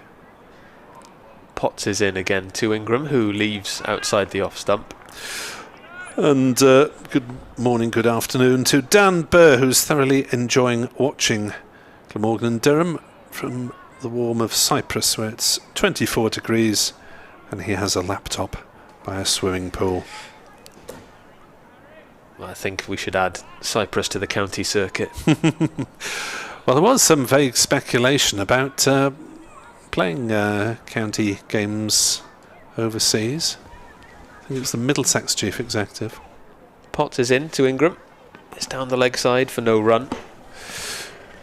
Because of all the concerns about how to fit too many competitions into the alleged British summer, that maybe we could go off to UAE or Caribbean or wherever for a couple of games in February and March. Well, I'd enjoy that. Potts around the wicket. Ingram again looks to hack the ball through point, but there's no run there, and that brings to a close the 23rd over. Glamorgan a 75 for 2. Nick Webb will continue with Martin Emerson. Thank you very much indeed, David. He'll be back in the afternoon session. 75 for 2, having lost Salter for a single and David Lloyd for 28. A wicket apiece to Potts and to Rain as the Glamorgan coaches go off for their first lap of the season. First county championship lap of the season. They might already have chalked up a few in pre-season as the bowler comes in, Coughlin, start of his 6th over, none for 9, 3 maidens though. Probably about even Stevens at the minute, would you think, Nick? Yes. Durham lost that early wicket, but they recovered quite well from it, didn't they? In comes Coughlin again, bowls, and it's defended by Sam Northeast. I think if Durham get one more in the next half hour, they'd be reasonably satisfied with the decision to insert. Sam Northeast scored 109 not out and 110 at Canterbury in 2017 against Durham, which was Matty Potts' debut. And then went off to Hampshire for a couple of years and then has arrived here. Coughlin in, bowls, and steered off the back foot, down into the ground and off to the gully area. Yeah, wind's meant to be getting stronger this afternoon, so... yeah, there's gusts of about 40-45 mile an hour forecast. So if you're coming down to watch a couple of hours, pack an extra layer to what you've got on already. Yeah, I think you need to be in the pavilion as well, really, as Coughlin balls. That's worth a shout. That stayed low. Was it leg side-ish? He's given up on the appeal because the umpire says no. It's Russell Warren at that end, and the former Durham all-rounder Ian Blackwell, who's at square leg, who hasn't had far to travel from his home in Taunton for this one. Decent shout by the look of it on the first replay we had. Stayed a bit low, didn't it? It certainly did. Coughlin in again. Oh, that's an inside edge, and it's gone over the stumps, I think, and down for 4. 3 players chasing it, none of them could get on it. Let's see this one again. Didn't know much about it. Can't see what's happened there. Past leg stump, I Past believe. stump. Just about sort of 4th stump on the leg side, if you get my meaning. Off an inside edge. Northeast's on 10 from 29 deliveries. Ingram at the other end, 38 from 63. They were 54 for 2 when the last wicket fell, when Lloyd was out for 28. Coughlin once again comes in and bowls, and Northeast looks to cut at this and plays and misses, and I tell you what, Coughlin has caused them all kinds of problems in that over and has little to show for it, other than his figures have gone from none for 9 to none for 13. 6 overs, 3 maidens. Life isn't fair. Sometimes. SP Cooper says hello from rural Michigan, where the sun is just rising. I'm looking forward to some great cricket this season. That's dedication. Cricket with your breakfast in the States. That's up the Great Lakes, isn't it, Michigan? Yeah. Is there a Lake Michigan? There is, isn't I it? believe so. Yeah. It was there yesterday. Unless it's dried up. I don't think climate change is that quick. No. Alan Cunningham says, watching from Edinburgh. I've decided to officially adopt Durham as it's nearly in Scotland. Potts is in to bowl, and he's beaten Ingram again there, just outside off stump. Defensive push through to Eckersley. He says, I hope to get down for a few days during the summer. Ken says, great to have you all back. He's in Roker. Nicholas has dug out footage of that Durham Lancashire Sunday League game I was on about at the racecourse in 1992. Wow. Yeah, comes Potts round the wicket, bowls, and that's a good take by Eckersley. Ingram trying to flick it away down the leg side. It's missed out slightly, I think, on that delivery. If he'd got anything of it, it could well have raced away to the ropes. But it's a good diving stop by Eckersley again. if you look at footage of that game or see any of the pictures, the players were still playing in their whites in the Sunday League, and that fixture happened just after the 1992 World Cup in Australia, which I'd been to Australia, to Perth, in Sydney and whatnot, to see a few games there. His next delivery is, well, it's an attempted drive on the offside by Ingram, I think, but it ended up at square leg, and certainly wasn't where he intended to strike. Delivery from Potts, but it's a single in the book. 80 for 2. So I think 93 was the first year you had pyjama cricket in Sunday League here. Well, certainly it was, in 93, because Glamorgan won it in blue and yellow. Well, the strip that Durham wore last year in the one-day cup final at Trent Bridge was a replica of their original one-day strip from 1993. As Potts bounds in and bowls to northeast, who forces on the offside. Nice shot that, and that is a genuine 4 runs after his edged 4 runs in the last over. Just stood up and punched that through the offside. A real cricket shot. 84 for 2, northeast to 14. And they sold out of them pretty quickly. I'm not sure how many were made, but they're really smart looking strips. I think they might have changed it for this year. They have a new strip manufacturer anyway. It's very decent of you to mention the one-day cup final. Yeah. Northeast faces up again to Potts and is forward and edging this time. Through the slips, it's run away for 4. There was interest from the slips, and not quite sure of the height of that. It's come off the toe of the bat, I think, because Northeast looked at the bottom of his bat as he don't think it quite carried. It wasn't a chance. But Glamorgan on to 88 for 2, northeast to 18. The shot before was a nice one, well timed, but other than that, he looks like he's struggling with his timing here, northeast. Yeah, strange old season last year. One first-class match for Yorkshire, where he got 3 and 1. Got a few runs for Notts in his 2 matches there. His next delivery sees northeast forcing again through the offside. Again, it's a genuine shot, not quite as well timed as the one earlier in the over, but another 2 runs to Sam Northeast, who moves to 20, and Glamorgan onto 90 for 2. 8 matches he had for Hampshire last season, where he had 358 runs at an average of 32.5. So whatever reasons caused him to move around, hopefully he'll have settled here for the next couple. Just looking at the Chris Rushworth's going to come on, and through the track on my binoculars there's some lighter patches which go across the width of the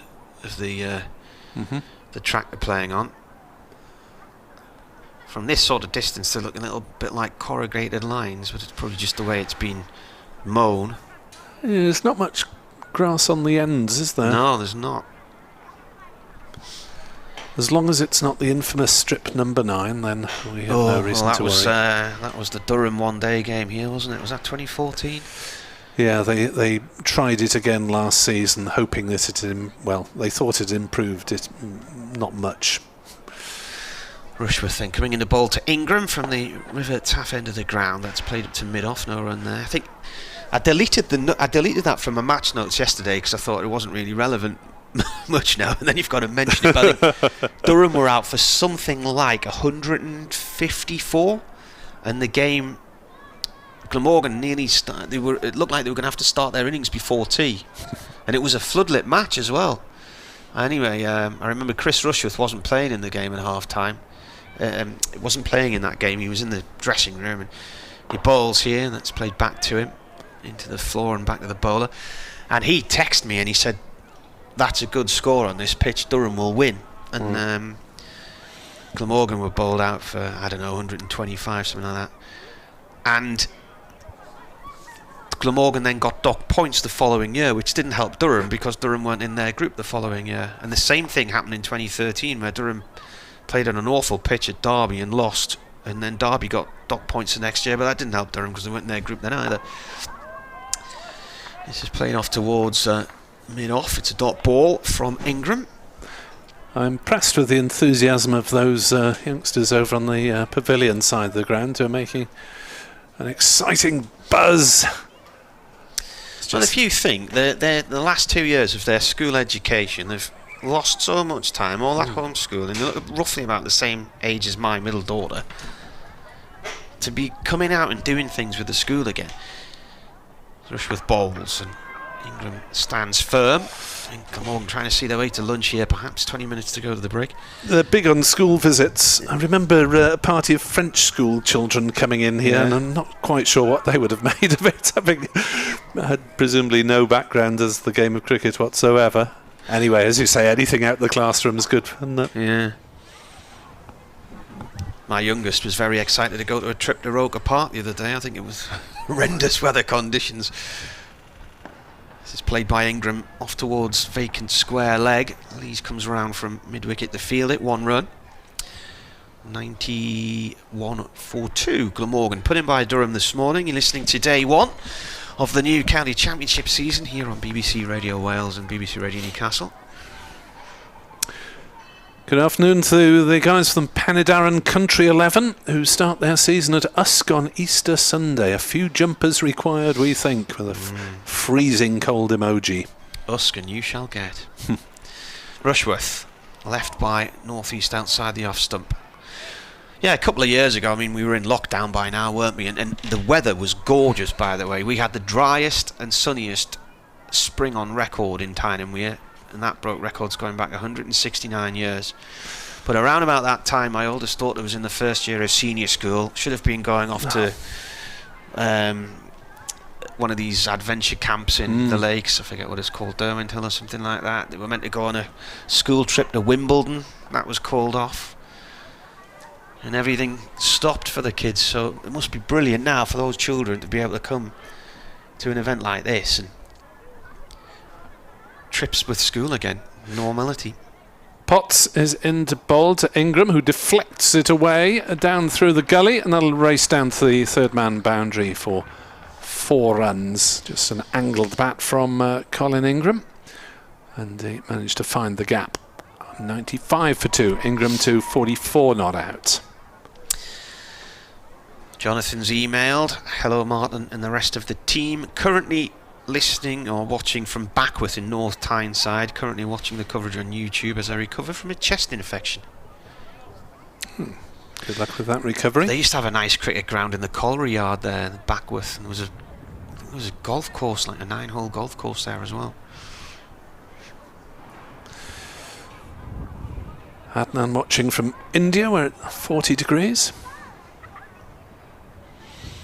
Potts turns in considerably less than 40 degrees, 14 if he's lucky. That's outside off stump and allowed to go through by Ingram. No shot offered. What, the temperature? 40 degrees in India, yeah. Yeah, it's far too hot. That. Don't know if it's 14 here or not. David Battersby. 10 here if you're looking. Yeah. Cameraman is shaking with excitement, and he on the tweets earlier, but yeah, the wind is getting into one of the cameras at least. Potts is into bowl to Colin Ingram again, who's back on his stumps and getting an inside edge to that one down towards fine leg. There's a diving attempt at a stop by, I think it's Jones in the distance, but he hasn't got to it, and Ingram has a fortunate 4 off the inside edge past leg stump. I'm wondering if this, maybe it's just a little bit of a sticky surface here and the ball's just holding up a little bit. Timing's been tricky at times. 99 for 2 Glamorgan. Ingram is on to 48 not out here on BBC Sport Online. As Potts round the wicket bowls, Ingram plays and misses. There have been signs that Ingram is struggling to shake off the white ball mindset here, aren't there?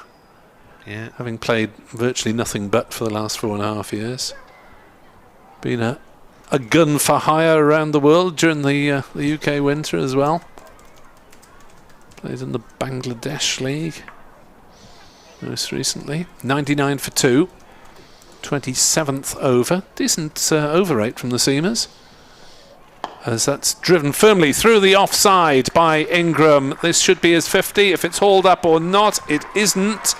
And Colin Ingram's 11th boundary takes him to 52 not out and brings the Glamorgan 100 up at the same time. 103 for 2, and Ingram striking 11 fours in his 50, which gives you an idea of what he's about, and 76 deliveries faced, I believe. So good time as well for the Ingram half-century, albeit with several false shots along the way as point is dispatched back to the ropes in front of the empty grandstand. Pots in, balls. Ingram plays this one firmly to mid-wicket, but there's no run to be had, as least as the fielding. 103 for 2, North East 20, Ingram 52, men out. Salter for 1, Lloyd for 28, a wicket apiece to Ben Rain and to Matty Potts. 76 balls, 11 fours, confirmed by Dr. Hignell, whose tones you will hear almost as often as your commentators, it seems sometimes, here at Sophia Gardens. Matthew Maynard, a hardy man, is in shorts, as he so often is. As he continues his perambulations with David Harrison, the assistant coach. Chasing them round, Georgina the physio, one of the other staff members. Rushworth in, bowls. It's left outside the off stump.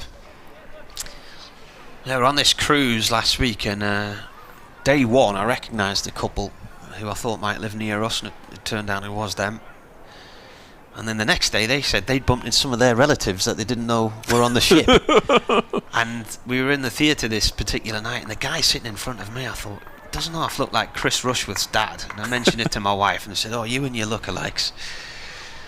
As Rushworth comes in and bowls an edge, it's away wide of second slip along the floor for 4. And again, the edge of the bat found by North East days. Had inside edges, outside edges. Tired 1 or 2 off the middle, but is it early season rustiness, do you think? Yeah, there's, I mean, they had a 2-dayer against Gloucestershire, a 2-dayer against Somerset, and a 2-day intra-squad game, and then they rested virtually all the first team from the game against the students, which turned into something of a damp squib. Anyway, I said to this guy, do you know Joe Rushworth? That's Chris's dad. And he said, which one, my brother or my cousin? Turned out it was Chris's uncle. In he comes. Oh, and that's worth a shout. And that is LBW right on the cusp of lunch. About 10 minutes to go to lunch. And North East, as I said, has been struggling to time the ball there. And he's gone right on the money from Rushworth. He gets his first wicket of the season. And Glamorgan now 107 for 2. And North East has gone for 24. Yeah, 107 for 3. North East... for 3, sorry.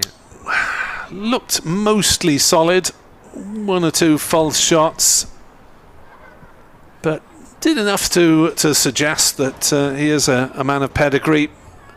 Certainly when the conditions get a bit more favourable for batting, that looked a decent shout, and no surprise really that the finger went up from umpire Russell Warren, which brings, if they're to order, Kieran Carlson to the wicket, the batting to come. Chris Cook at 6, Callum Taylor at 7. James Wheel is listed on the official team list as 8. James Harris at 9, which seems quite low for him. Followed by Van der Hoogten and Hogan. It is Kieran Carlson, who is now the vice-captain in Championship and T20 Blast, and retains the captaincy of the one-day cup side, where Glamorgan, unless they have players picked up in the late draft, will be pretty much full strength, because they're the only county, unfortunately for the individuals, but fortunately for the team, I suppose, not to have anyone in the hundreds. How many are Durham losing to the franchise boys? 4, is it? I don't know. I missed most of that the other day. I think there was a list put out by Richard Isaacs last night suggesting 4. Mm-hmm.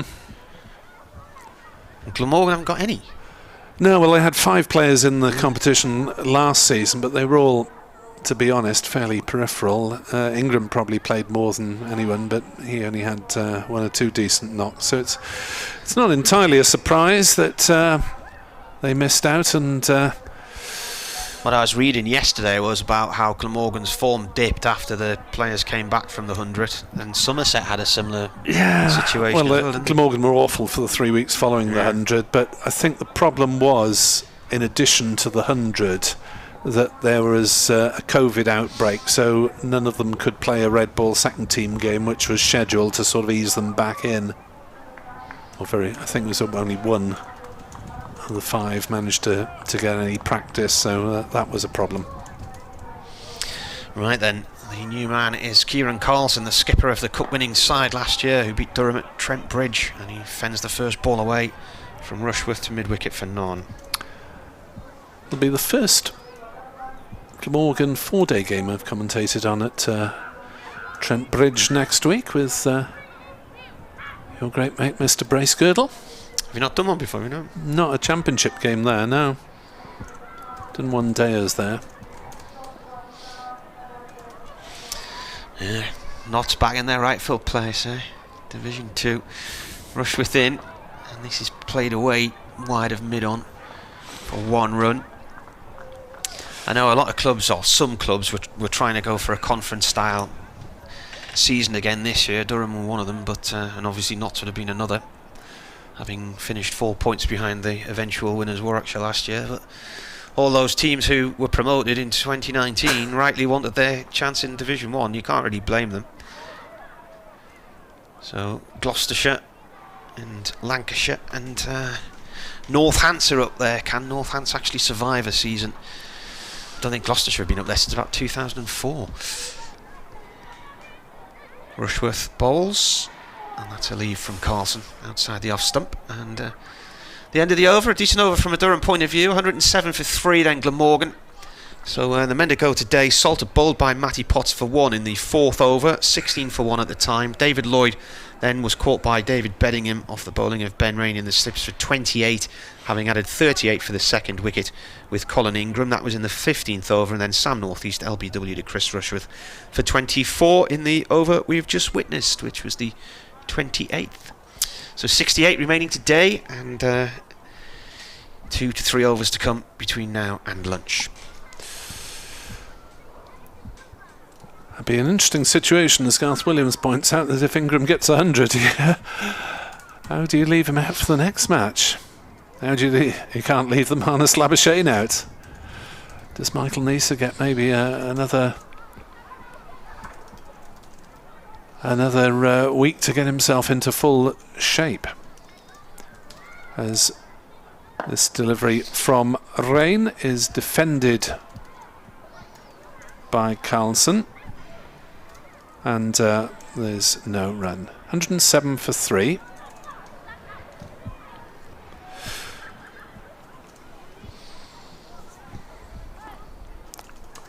Potts 1 for 50 off 9 overs, so he's taken a bit of stick, plus a couple off the edge to the boundary as well, as that is allowed to go through. Rain's 2nd delivery from this Cathedral Road end. Lunch interval, to remind you, is 1 till 1:40 British time. Now, we've got a lot of listeners and viewers around the world, but it starts in 5 minutes. Go and have some sort of refreshment, whatever time of the day it is.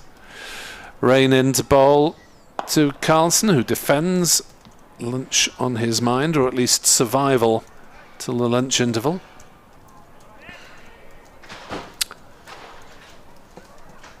$108 for 3. Carlson 1. Ingram 52. Played 1 first-class game last year, Colin Ingram, making 7 and 27 against Sussex.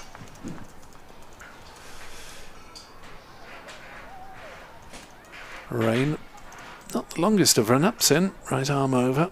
Bowls. Carlson leaves. A few oohs and ahs behind the wicket, as if to suggest that it was relatively close to the stumps, and Carlson did sort of fidget the back pad across a little bit tardily as well. So looks as though we'll get the 30 overs in before lunch, with just 2 balls left in this over and 1 more to come. 108 for 3. Rain to Carlson, bowled him. Durham have 4 in the morning, and Kieran Carlson has got a disappointing start to the 2022 season as Ben Rain gets his 2nd wicket. And Carlson just playing down the wrong line there. Saw his off stump knocked back. 108 for 4, and that's probably Durham's morning now. Yeah, that gives things a different look, doesn't it? Just caught the very edge of the stump, hasn't he? It's nipped away from him. Decent ball that from Ben Rain. Just about enough time to get a new batsman in for Durham to have a crack at before lunch as well. Seemed to, as he delivered it, it looked like it was swinging in, then as it pitched, it just moved away and just clipped the top of off stump on the way through. Kieran Carlson was bowled by Ben Rain for 1. Yes, a different perspective on it. Glamorgan on paper bat fairly deep, but paper is no use to the real world, as it should be the former skipper Chris Cook making his way out the middle to try and just play out the last ball of this over. And 1 to come. Rain now 2 for 17. Chris Cook last season 4 centuries and 150. Ended up with 816 runs and an average of 58.2, but that was somewhat bolstered by an unbeaten double century in the last match against Surrey, which was 4 of the more tedious days of cricket you're likely to see. Thank goodness the sun was out, because the cricket was frankly awful. I think it was 10 wickets, 10 or 11 wickets fell in the 4 days. It was a snooze fest. Kieran's K-I-R, isn't it? The Kieran Carlson? Yes, yes. Is that different versions of spellings of it? Could well be from his Indian ancestry rather than his Welsh ancestry.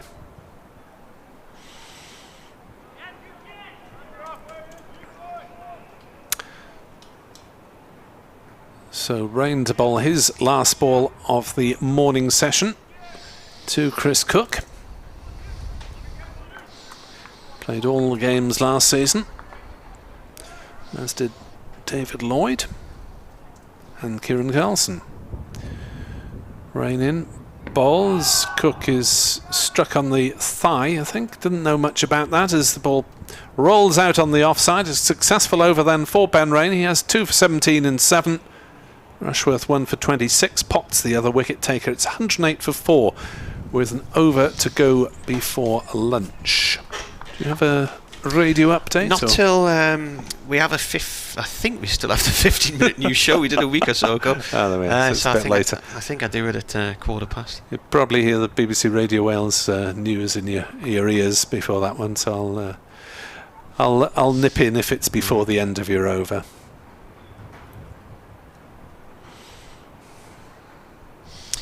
Rushworth from the River Taff end of the ground running in towards us. All played up to mid-off, no run there.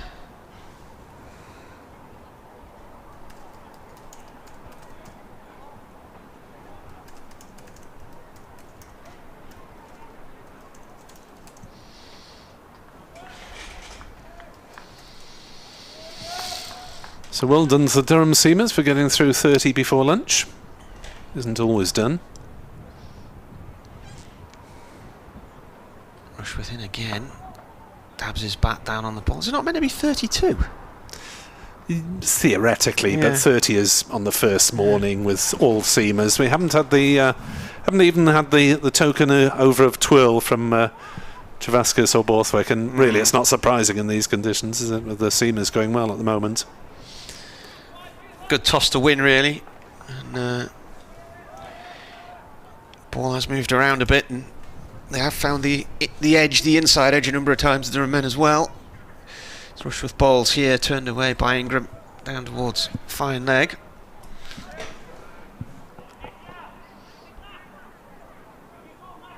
Fielded by Sean Dixon, the former Kent man, who started his season last year really out of the picture from a Durham point of view. He was playing for Felling in the North East Premier League, and then got his chance in the One Day Cup, got his first One Day 100 against Lancashire, and did quite well in the format. Rushworth balls, that one skids in low, and Cook looks a little bit concerned as he tries to play that off the pads there. The former skipper.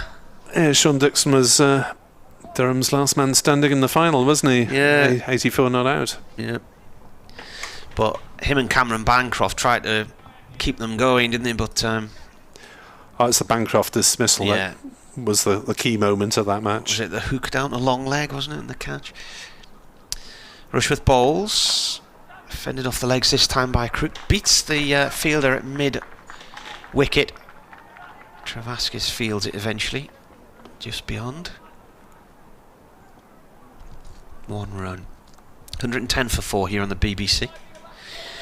They're talking about the government's new energy policy, wind farms and varying other things. There's still bubbling under the surface, that tidal estuary thing in the Severn, isn't it? Yeah, it's been around on and off for years, but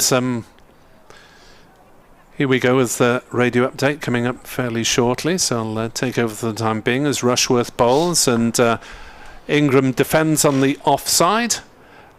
And in fact, that is lunch with Glamorgan 110 for 4. Ingram is 53. Cook is 1. Rushworth 1 for 28. Rain 2 for 17 are the men on the board. Radio update coming very shortly.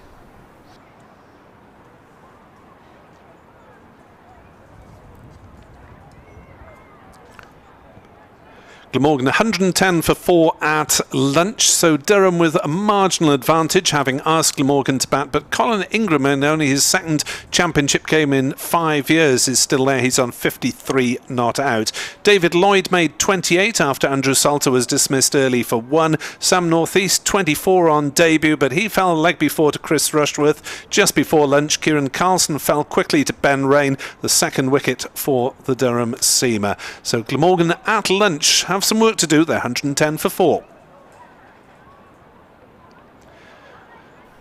So there we are. Martin and myself will be back, or some combination of us with David Pritchard. We'll be back at 1:40. Thanks very much indeed for listening and or viewing. Look forward to talking to you then.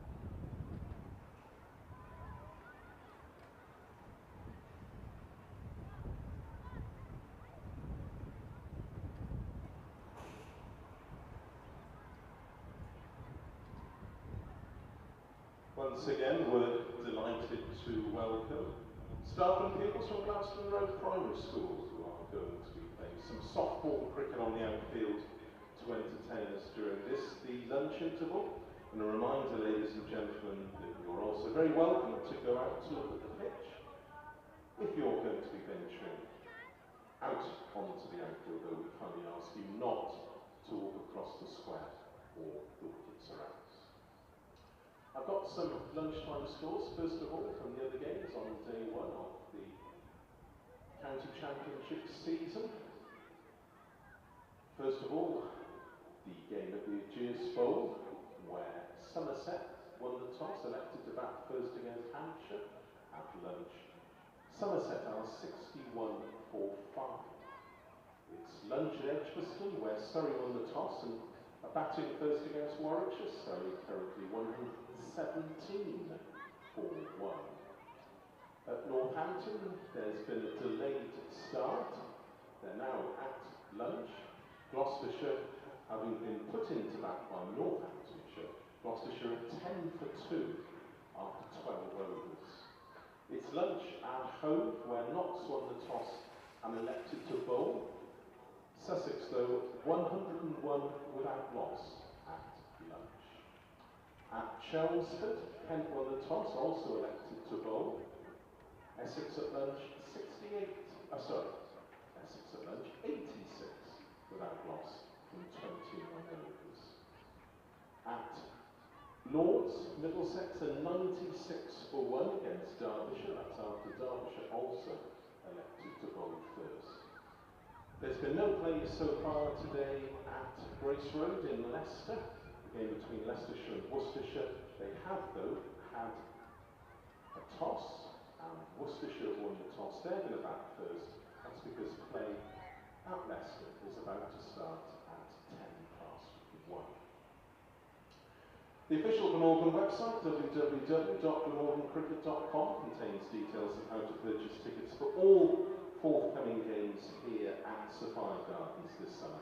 That includes the International T20 game here on Thursday the 28th of July when South Africa play England. And also on the official Glamorgan website are details of the various matchday hospitality packages available for all home games here at Sophia Gardens this summer. That includes, of course, the games in the T20 class, as well as the Welsh Fire games in the 100 later in the summer.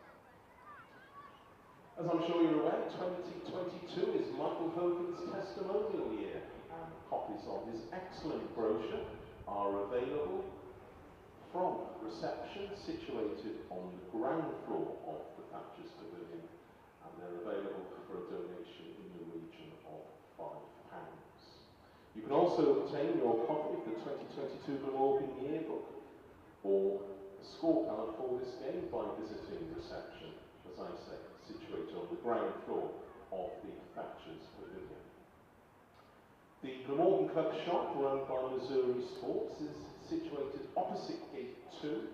As there's currently no public access beneath the plastic power stand, you can visit the Glamorgan Club shop by exiting through Gate 4, strolling back down the lane and re-entering through Gate 2. The shop is open until 5 o'clock this afternoon, and as always, it's a wide range of cricket equipment and other items, including replica Glamorgan clothing.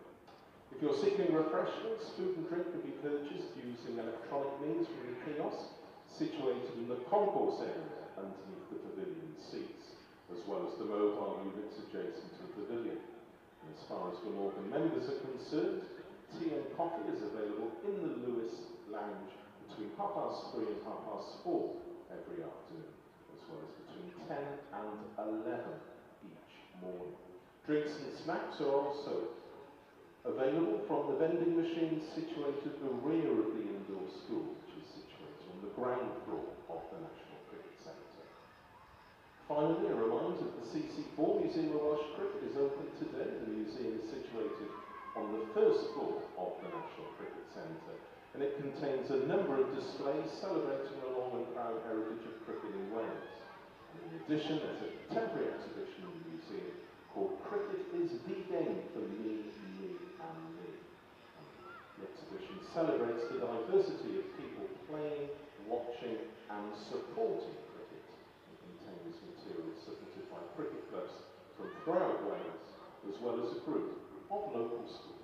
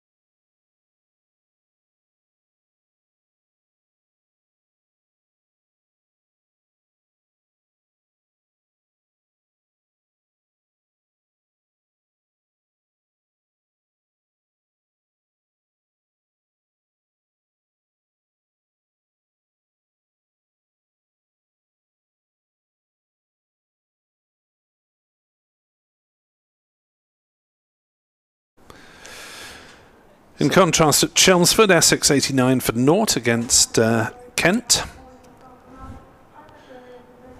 That's the end of the 32nd over. Glamorgan 118 for 4. Weather has intervened at Northampton, where the home side struck a couple of times early on. Gloucestershire 17 for 2 off 15 overs against Northants, and they're currently off at Edgbaston, where Surrey are making good progress. 117 for 1 against Warwickshire. Ryan Patel 75 not out. Rory Burns, now skipper, out for 41 just before the interruption came. Here's Ben Rain then, 2 for 18 to his name on the board.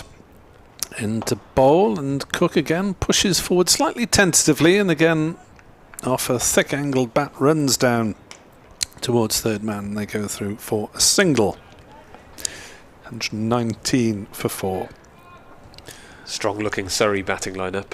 Pope, Folkes, Burns, Ambler. Strong. Yes, it so often looks strong on paper, Surrey, the squad, and it's often a question of who's actually manages to play most of the cricket there, because they have so many demands on them. As off the back foot, Ingram plays into the offside, and there is no run. So, yeah, at least we've had play in 7 out of the 8 championship games so far. Frustrating to have waited this long and to be the sides that miss out on fixtures in this opening round. Of course, there are 10 teams in Division 1 this year. There's Rain bowls, and Ingram's hit on the pad pushing forward. There's more of an appeal from behind the wicket, I think, than the bowler. Rain quickly realised that his angle was wrong, I think, and he was never likely to get the verdict from umpire Blackwell. Always quite a telling sign when it's the bowler first to kind of pull back on the appeal. So Ben Rain, 43 wickets last season. Into bowl, Ingram pushes forward, bat and pad closely together, plays it out onto the offside. Travaskis fields. Not sure that we'll be seeing much of his left arm spin today, nor the leggies of the skipper. I was having a look at Travaskis' figures from last season, and granted he didn't play as many games as others, but some fantastic figures.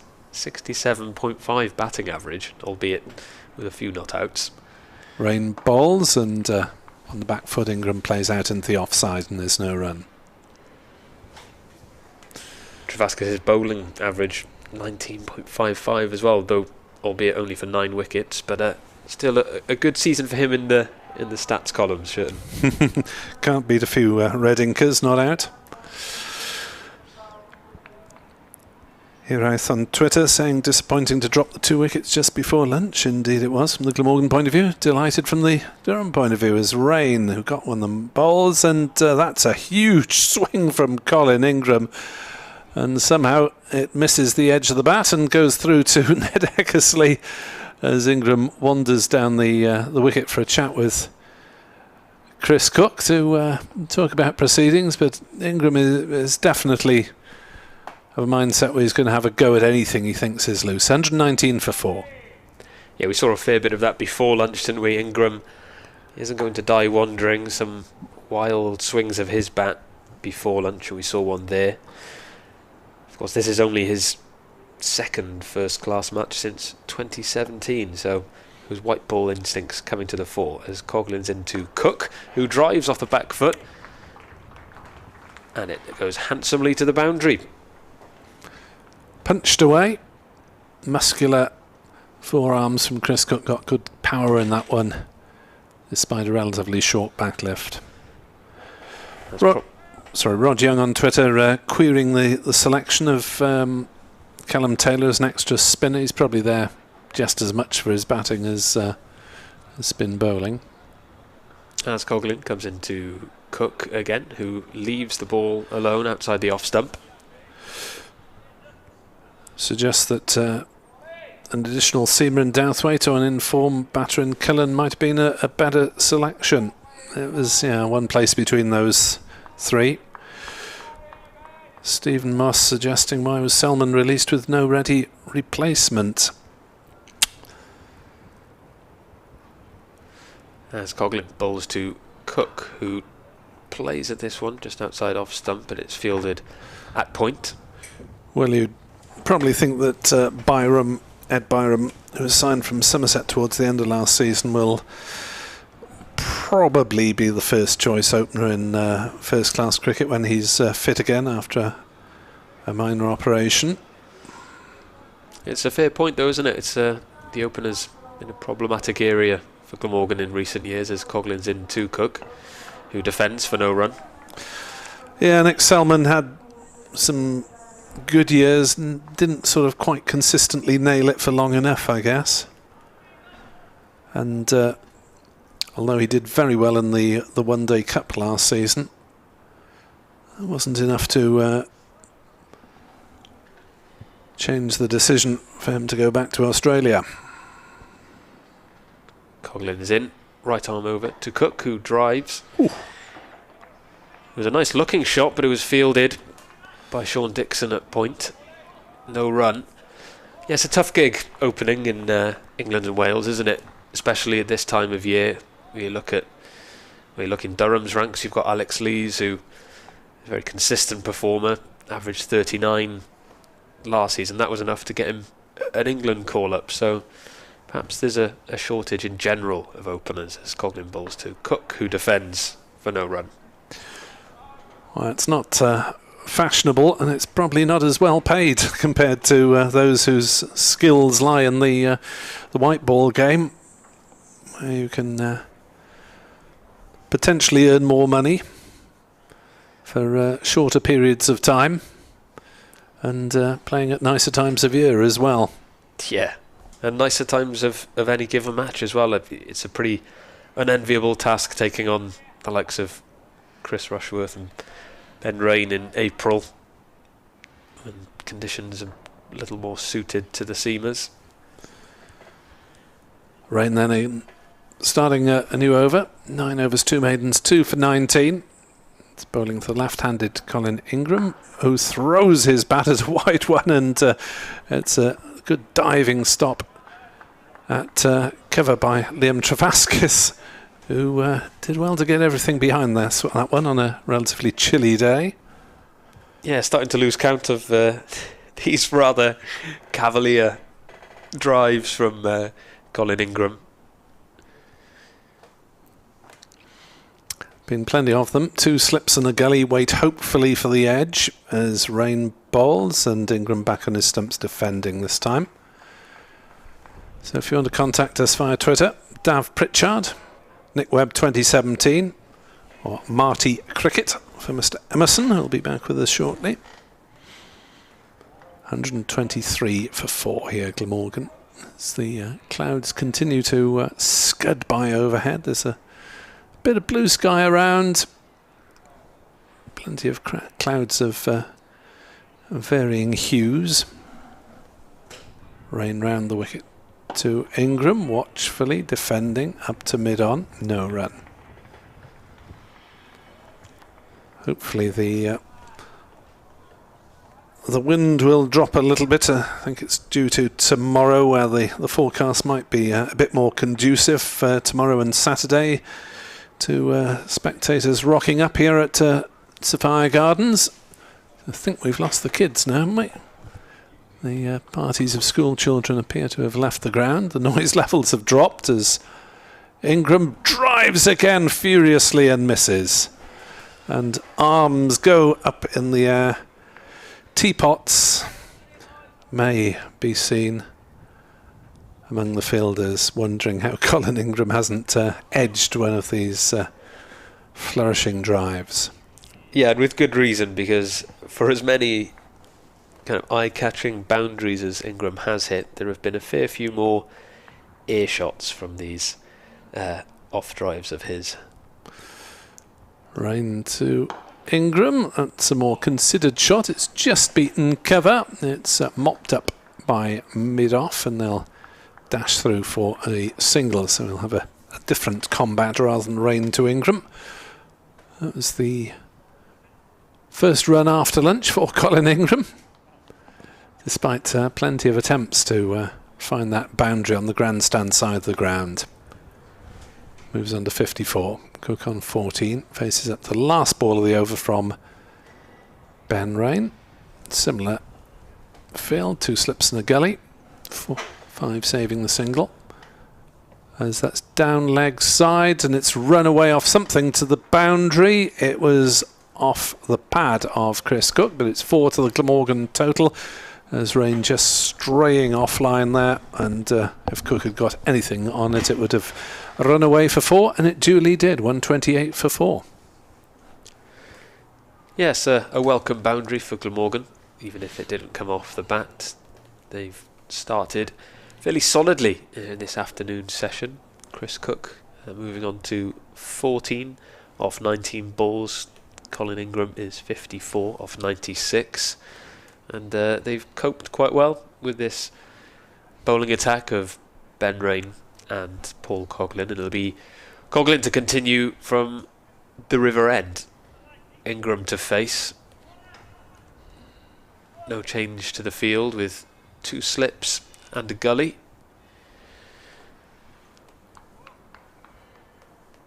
As Coughlin comes in, right arm over, and Ingram works it over to the leg side. There'll be at least 1 here. It looks like 2 runs for Ingram, which indeed he does complete with some ease, taking Glamorgan on to 130 for 4. This seemed to be quite a good matchup for Ingram before lunch. He picked Coughlin off a couple of times. And it will be Ingram likely to be the aggressor once again after lunch, as he drives this ball but for no run. Well fielded in the covers by Michael Jones. Glamorgan can at least say they've scored more than they did last time they faced Durham in the first innings, when they hustled out for 97 in a nightmare session in Chestler Street just after lunch, I believe it was. Here comes Coughlin to Ingram, who leaves the ball alone. Coughlin it was who cleaned up with 4 for 11 in double quick time in that match. Glamorgan made more of a fight of it in the second innings and just about took the game into a 4th day, but it wasn't one of their best memories of a strange season last season, when Durham finished 3rd in Division 2 and Glamorgan 6th. Coughlin's into Ingram, who defends for no run. Some yelps from the slip corner, but Ingram seemed fairly comfortable playing that ball. Well, you'd have thought the game's now moving back towards level pegging, with Glamorgan having 20 runs since lunch. Coughlin comes charging in to Ingram, who plays it onto the offside for a single. Yeah, it felt like a decent toss to lose, as the old adage goes, for Glamorgan this morning. It was kind of unclear what you'd like to do. The conditions weren't so clearly favouring the bowlers as they are now. Difficult to read the pitch, but it seems to be a decent surface to bat on. As Coughlin comes in and bowls to Cook, who leaves outside the off stump. And that's the end of the over. 36 overs gone. Glamorgan 131 for 4. Yeah, the trouble is, it's although it may be just a little bit of help for the bowlers from the conditions, it's a little bit tricky with the wind levels as well this afternoon. So I don't think there's any right or wrong decision on winning the toss, but Scott Borthwick chose to insert, and his bowlers have rewarded him with 4 wickets. Rain bowling economically as well, 10 overs, 2 for 20, despite Ingram's aggressive attempts. 57 off 101 balls now for Colin Ingram. His 102nd ball is allowed to go through to the gloves of Ned Eckersley, and there's no run. Yeah, when you consider the fact that Durham opted to field, the fact that they have a strong bowling lineup and the conditions are in their favour, you can see why Colin Ingram has chosen to go for this attacking approach. Scoring opportunities might be scarce, and if he runs out of partners, he may as well up the ante when he can. Rain bowls. Ingram steers that one down wide of gully. We'll pick up just the single. Oh, there's a misfield at backward point. Oh, there could be a mix-up as well, as Ingram came down and had to go back. There's an appeal for a run-out not given. Well, that was almost a calamitous run-out for Colin Ingram. There probably was a second run there, given the misfield. But Chris Cook wasn't hugely interested. Ingram was halfway down. The bowler, taking the ball, chucked it onto the stumps, but had there been television facilities here, I suspect that would have been sent upstairs. Ingram just about scrambling back. Yeah, certainly looked close, but umpire Ian Blackwell deciding that Ingram had made his ground.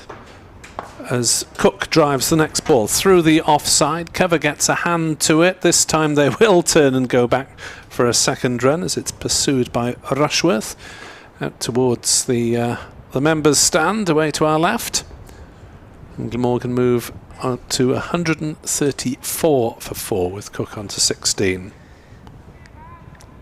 Yeah, it would be interesting to see a side-on view of that run-out appeal. It did look close. Yeah, it's just a question of the batsman being given the benefit of the doubt, as next ball from Rain is allowed to go through by Cook to the gloves of Eckersley once more. If you're not sure, you have to give it not out. Yeah, Ingram will be relieved because he seemed to change his mind about 2 or 3 times in the space of a few seconds, which almost proved costly. As in comes the next delivery from Rain, right arm over. Balls to Cook, who defends on the offside. Chris and Andrew watching from Miami, enjoying the commentary. Thank you very much indeed. Should have picked Cullen. Bit of love for Tom Cullen on Twitter today. The wicketkeeper batsman, who may well be worth his place as a batsman at some point this season. Rain is into bowl. Cook struck on the pad. Oh, it's a bigger appeal from Rain this time. He gave it a little bit more welly, as if he was half expecting the verdict from the umpire. Again, maybe a little bit too much movement on that one. It did look that way, yeah. We're just watching the replays now on the Glamorgan stream, and although it pitched around middle, it certainly does seem to be a bit too much movement on this occasion, and the umpire probably got it right, sliding down the leg side. Ben Rain didn't look too happy, but then when a bowler's ever happy when they get appeals turned down?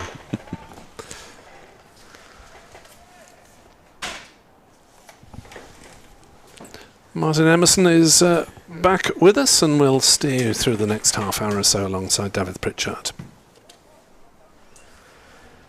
And it will be Coughlin to continue from the river end, with Ingram facing and defending for no run.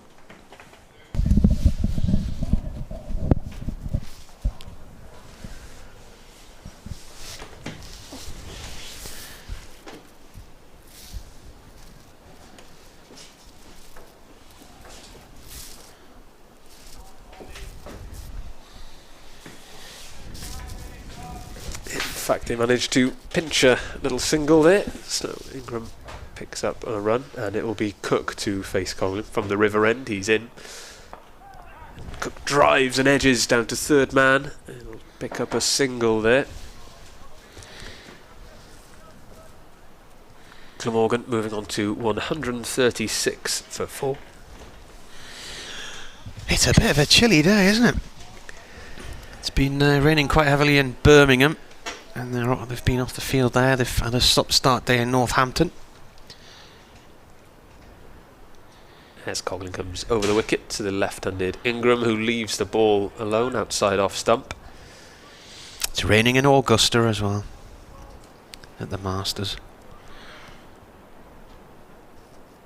Yeah, we've had some correspondence from Italy, Miami.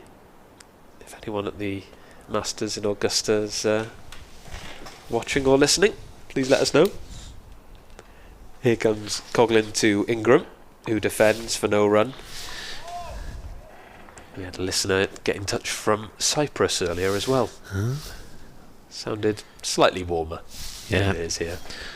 Was in Cyprus in October.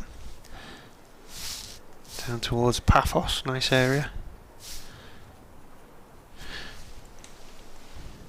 Coughlin is in to Ingram, who drives on the offside. He'll pick up a single as it's fielded out in the covers. I mentioned this morning we'd been on holiday last week on a cruise. I'd never done a cruise before, so it was a delayed sort of 50th birthday, 20th wedding anniversary. We went round the Canary Islands, but this is the time of year apparently when a lot of the cruise liners now come back across the Atlantic from the West Indies and heading towards the Med. So the Med will start to be busy again soon with varying cruise ships, and Cyprus is one of the many venues they visit. Beautiful. It's nice to wake up somewhere different each day and go and explore and see what you can find out. Coughlin is over the wicket to Cook, and he'll scramble a single.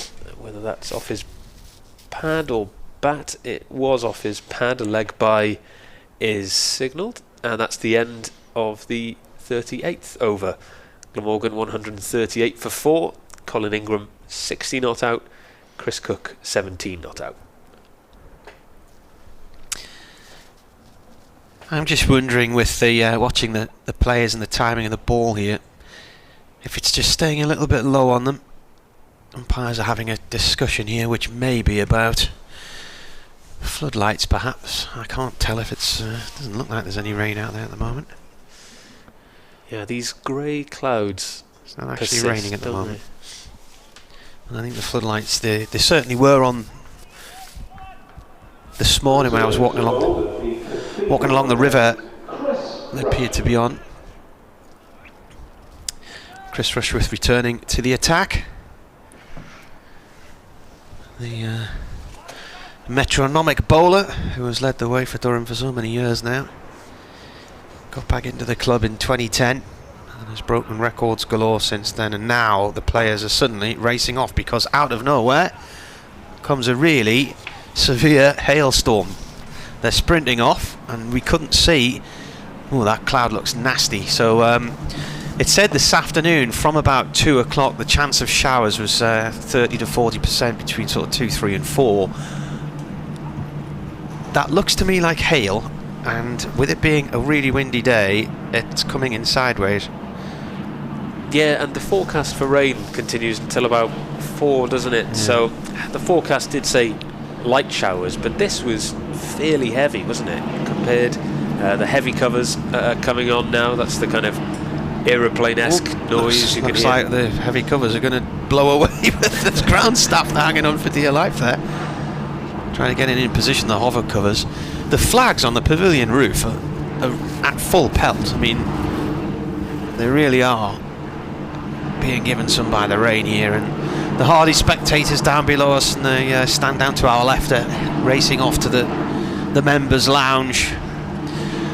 Can't really see too far to the sort of northwest where this weather's coming from because of the wall at the side of the building, but certainly looks grey.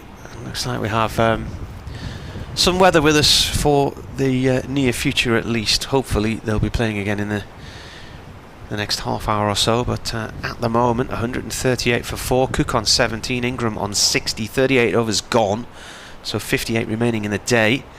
They're going off for rain. I was doing some maths the other day.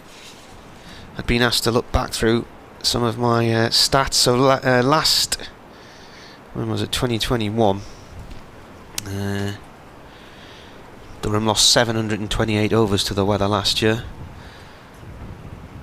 Didn't really count 2020 because there was only 2 months of the cricket season anyway. 920 overs in 2019. That is hail. That is really heavy hail. You can hear that on our roof now. The worst that I remember, and I've been covering them since the summer of 2000, was that really, really wet year in 2012 when they lost more than 1,200 overs to the weather that year, and we had some really nasty storms in the northeast that year. Thunder Thursday when cars were floating around car parks, and then a few months later on a Sunday afternoon another mega storm came in. The sorts of storms we were told were once every 100 years, and you had about 2 in about 3 months, so I think the maths wasn't quite right there. Well, we have a little bit of a sprinkling of hailstones on the pitch at the moment, on the field.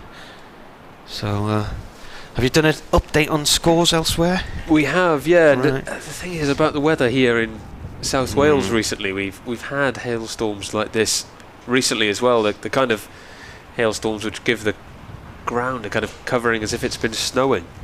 So this could stick around and cause a significant delay, but. Right, well, we'll leave it there for a few minutes then, and we'll give you an update when we have a sign that we might be getting some action to watch again. I mean, look at that. Just as I say that, the sun's come out, so a passing squall maybe. There is a really dark cloud right above us now, but just looking out the side window to see how much more of it's going to come. Yeah, the players and umpires have taken cover. They were hanging around outside the changing rooms just in case this was a passing shower, but they've taken the probably wise decision to keep warm indoors.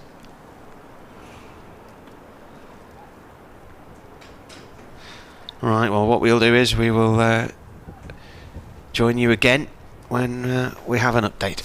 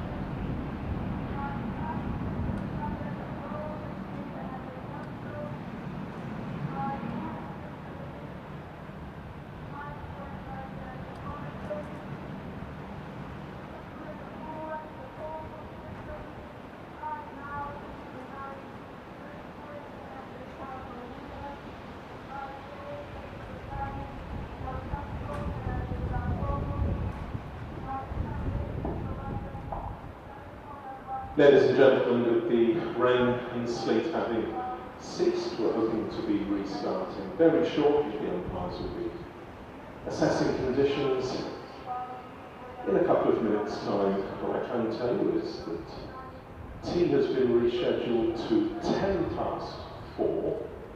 and the close of play is now rescheduled to 6:30.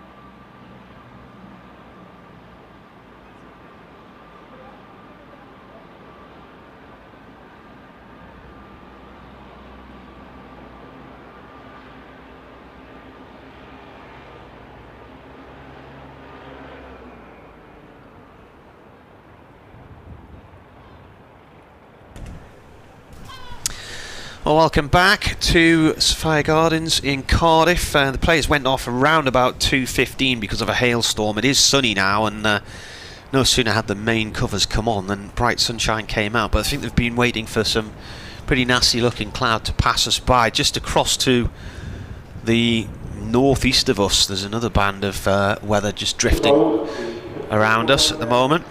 The plan now then is for tea to be taken at 4:10 and the close of play to be at 6:10. So providing there is no more rain or bad light becomes an issue, then we'll be here till about 6:30, I would imagine. And 1 over has been lost by the looks of things. There was 58 remaining in the day when they went off. 38 overs had gone.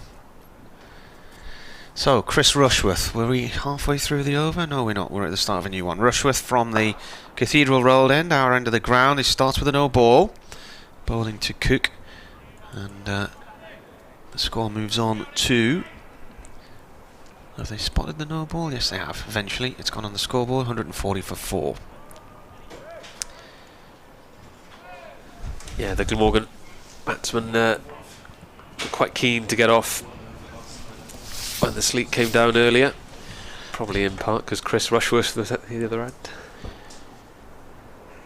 Rushworth to Cook is on 17. That's gone down the leg side, and Exley dives across and gets a hand on it and then ducks out the road because he thinks there's going to be a throw from just behind him in the slip cordon from Beddingham to the stumps. The over lost it and easily claim that time back tomorrow. They can add in an extra half hour each day to try and claim up to 8 overs at a time on all, well, basically days 2 and 3. And they have to finish at a set time on the final day, though. Rushworth comes in again as the wind gets up. This is pushed short towards Coughlin. Short mid-wicket. Yeah, you can hear that wind growling, and to illustrate just how cold it is, both umpires wearing a pair of gloves. That floodlight stanchion to our left at the this near end of the pavilion building, that is swaying around an awful lot. And the light unit on the top of it seems to be moving in different directions to the main support pole. Rush within again. This is played to point no run. I know there's flexibility built into these lamps, but we were just watching that during the interval, weren't we? Thinking, I'm glad I'm not over there. Yeah, with more than a hint of apprehension, but yeah, that stand has been cleared. You can see it moving there now, rocking from left to right. So, built-in flexibility, I'm sure they'll tell us. Rushworth running away from our commentary position. Bowls. Oh, that's nipped in sharply. There's an appeal. Playing a miss there from Cook. I think maybe a fraction too high. Whether it was going down the leg side is another thing. Just watch the rerun here. I think it was going down the leg side, wasn't it? Yeah, he did get a bit of movement off the seam there, didn't he, Rushworth, and seemed to count against him a little. Yeah, umpire Ian Blackwell not interested. 2 balls left of this 39th over here on the BBC. Rushworth bowls. That's left alone. Now that had a look at the stumps as it went past there. That was certainly angled back in. Did a lot of movement after it passed the stumps, which was perhaps a bit of an optical illusion from up here, but it did move back towards the target after it was left alone. And Rushworth stuck around for a good look at the stumps as well. Maybe to let Chris Cook know that he was maybe a touch fortunate there. Final ball of the over. Right arm over. And has that wrapped him on the glove? He's looking to try and play that down the leg side. It's ended up spooning out towards the gully area, but landed well short of it. Just trying to remember, did Cook get some runs against Durham in Swansea? He did in the 69 in 2017. I noticed he's played for Tamworth in the Birmingham League, which is where my brother-in-law lives, and Bournemouth in the Southern Premier League. Yeah, and he was back in Birmingham last summer for the 100. He got a deal with Birmingham Birmingham Phoenix. And do you know who his coach was? Ooh, off the top of my head, no. I'd struggle to tell you who most of the coaches were in the 100, but it was Durham's James Franklin. Oh, right, yes. Formerly of this parish as well. Yeah. And Middlesex and Notts. The action's kicking off in the rugby tournament again. And Potts has returned at the river end. He bowls to Ingram, who nudges it to mid-on for no run. Presuming the local cricket leagues won't officially start until maybe another 2 weeks. Might be 1 or 2 friendlies this weekend. Yeah, I've seen my local club advertising for their friendly. Yeah, not sure where the competitive stuff starts. That'll be a couple of weeks, I think. As Potts comes bounding in at the river end, Ingram drives well, but it's well stopped by Sean Dixon in the covers. No run. I think those of you who've been doing the indoor nets during the winter will be chomping at the bit to get on grass and play in the nets outdoors. The Durham lads had about 10 outdoor sessions during March because the weather was gorgeous. And as soon as the season starts, yes, the wind and rain is back as Ingram drives Potts once more, and it's Dixon again who stops the ball in the covers. One wag on Twitter just now suggests moving cricket to the summer.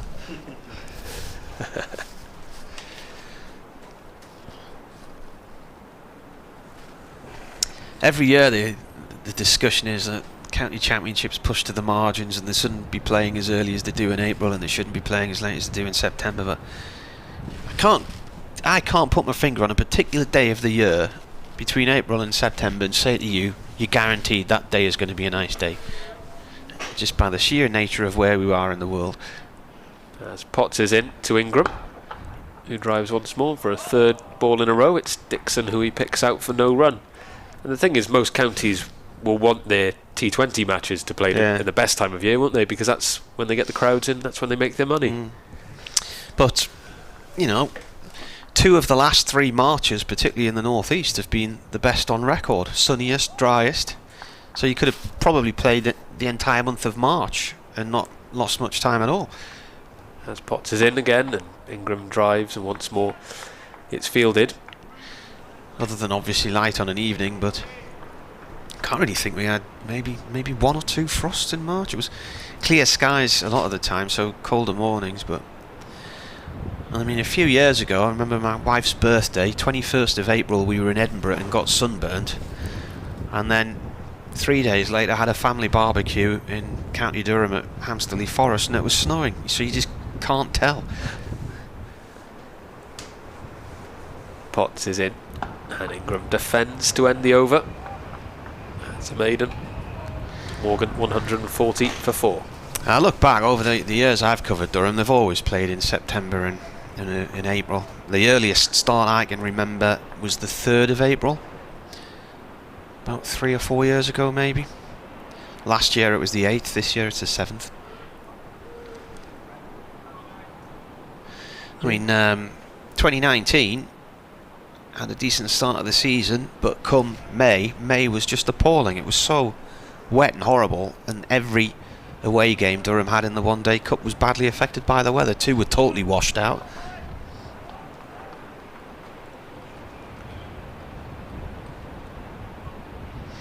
Rushworth from the Cathedral Road end, played by Cook up to mid-on. And I remember that year my wife's birthday was on Easter weekend and we were in the lakes and it was really hot, it was beautiful. T-shirt weather. And then we went into one of the wettest Mays I can remember, so... Ever the way, very difficult to predict weather in the UK. We're talking about Jonathan Hull emailed us earlier in the day's proceedings to say he was listening in Backworth in North Tyneside as Rushworth comes in, aided and abetted by a gust of wind. This is played towards backward point, and as Michael Jones leaps up to throw the ball back towards the stumps, his hat has blown off his head and has gone about 30 yards across the field. has been retrieved by David Beddingham from the slip cordon, who's ran after it before it ended up in the river. Yeah, the trees are really blowing in the river end now. The grey skies, clouds are converging again. Cook's on 17, 140 for 4. He looks to cut and does so nicely behind point, and that's off down towards the wide third man boundary for 4 runs at the river end of the ground. Nice shot. Yeah, he's a tidy player in those areas. Cook, strong forearms, quite a compact and punchy player.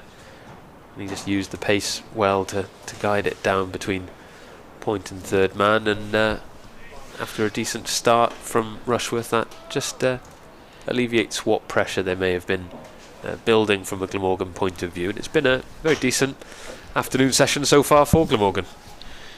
Our replay screen's gone off. Have to try and get a 10 pence in it or something. Rushworth bowls, a loopy Yorker towards the leg stump, punched away and misfielded. It's gone for 4 through mid-wicket. And is it Travaskis just didn't get down in time there?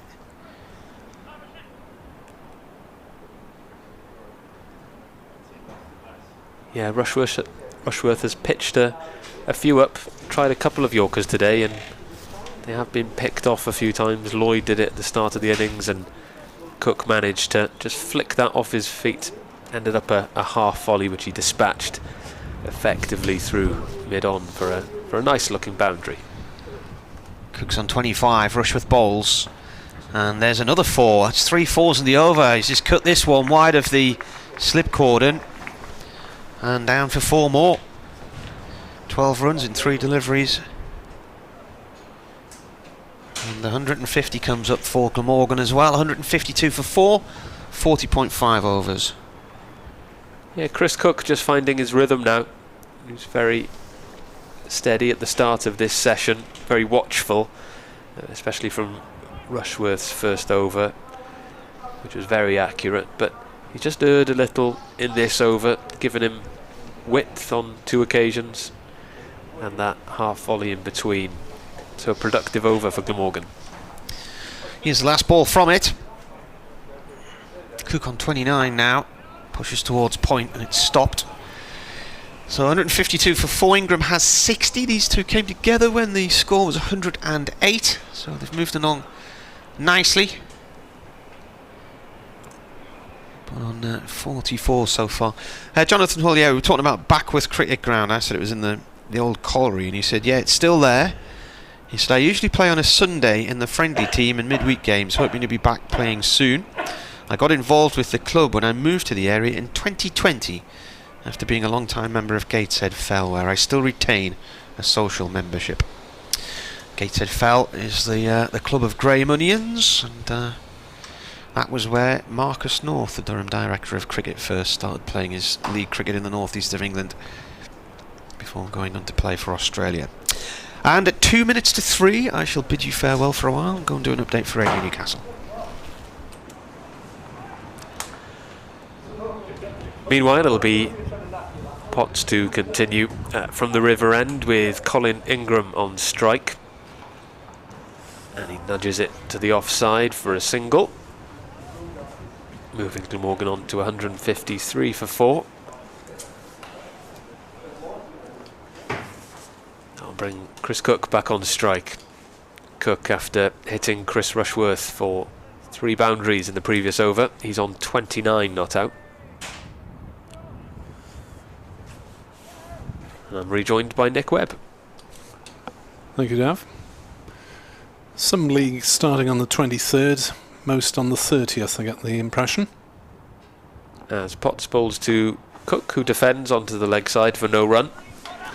South Wales Premier League starts on the 30th. And the fixtures are Clydach against Ammanford, Newport against Neath, Port Talbot against Pontarddulais, St Fagans against Bridgend, and Swansea against Cardiff. Top first division in the South East Wales League starts a week earlier. Potts to Cook here, and he plays it to mid-on for no run. Speaking of the South Wales Premier League, I believe he's a former Port Talbot player, Chris Cook. Yeah, the Glamorgan players are allocated to those clubs. How often they play is another question. They're all allocated to various clubs.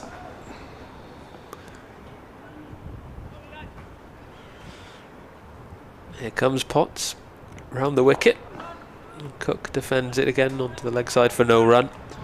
You do get the odd weekend if there's by the quirk of a fixture list. Glamorgan don't have a game for a few days, and the players need the practice, or if someone's coming back from injury, it's often useful. Yeah, I remember some friends of mine playing in that league, taken aback when they played Newport a few years back to see Simon Jones playing for them.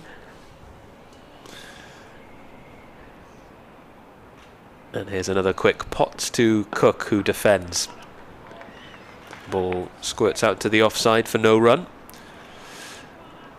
Yes, Michael Hogan's played a couple of times for Newport.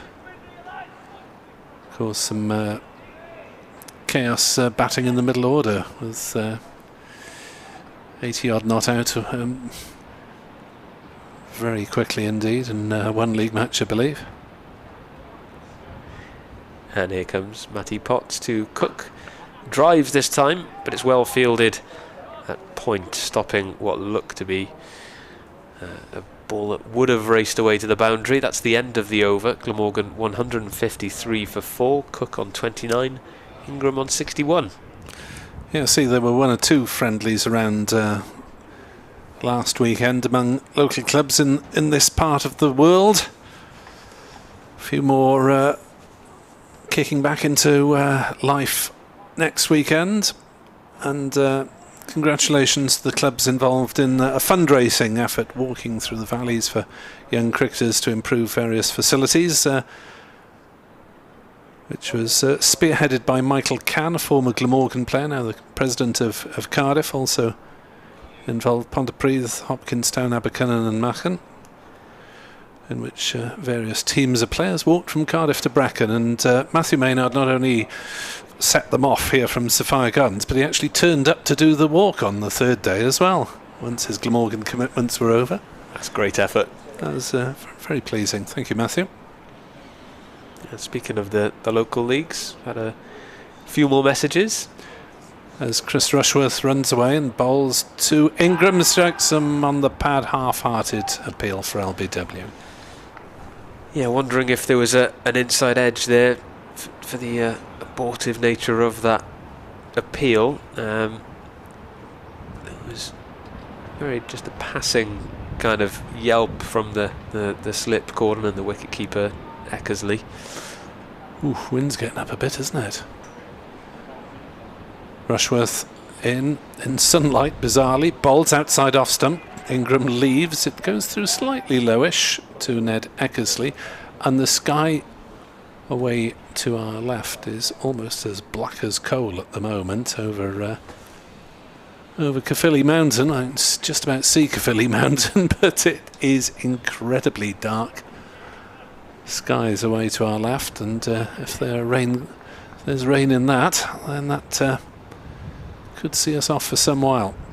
Rushworth in to bowl to Ingram. That's a wide delivery outside off stump. Allowed to go through. Yeah, we've had a tweet from Nicholas Brill, who says he'll be standing as an umpire in the South East Wales Cricket League this summer. Division 1 starts 23rd of April, and then others starting on the 30th of April. Hoping it will warm up by then. I think we all are.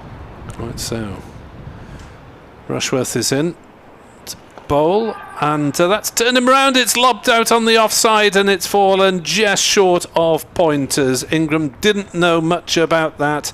It was a leading edge. It was a question of where on earth has that gone, and the answer was it was spooning towards point, and it didn't quite reach the fielder. So it's another near miss for Colin Ingram, who was nearly run out on 58. He's nearly been caught on 61, and that will be the end of proceedings for the time being, because there's a flash of lightning there away to our left as the weather is closing in.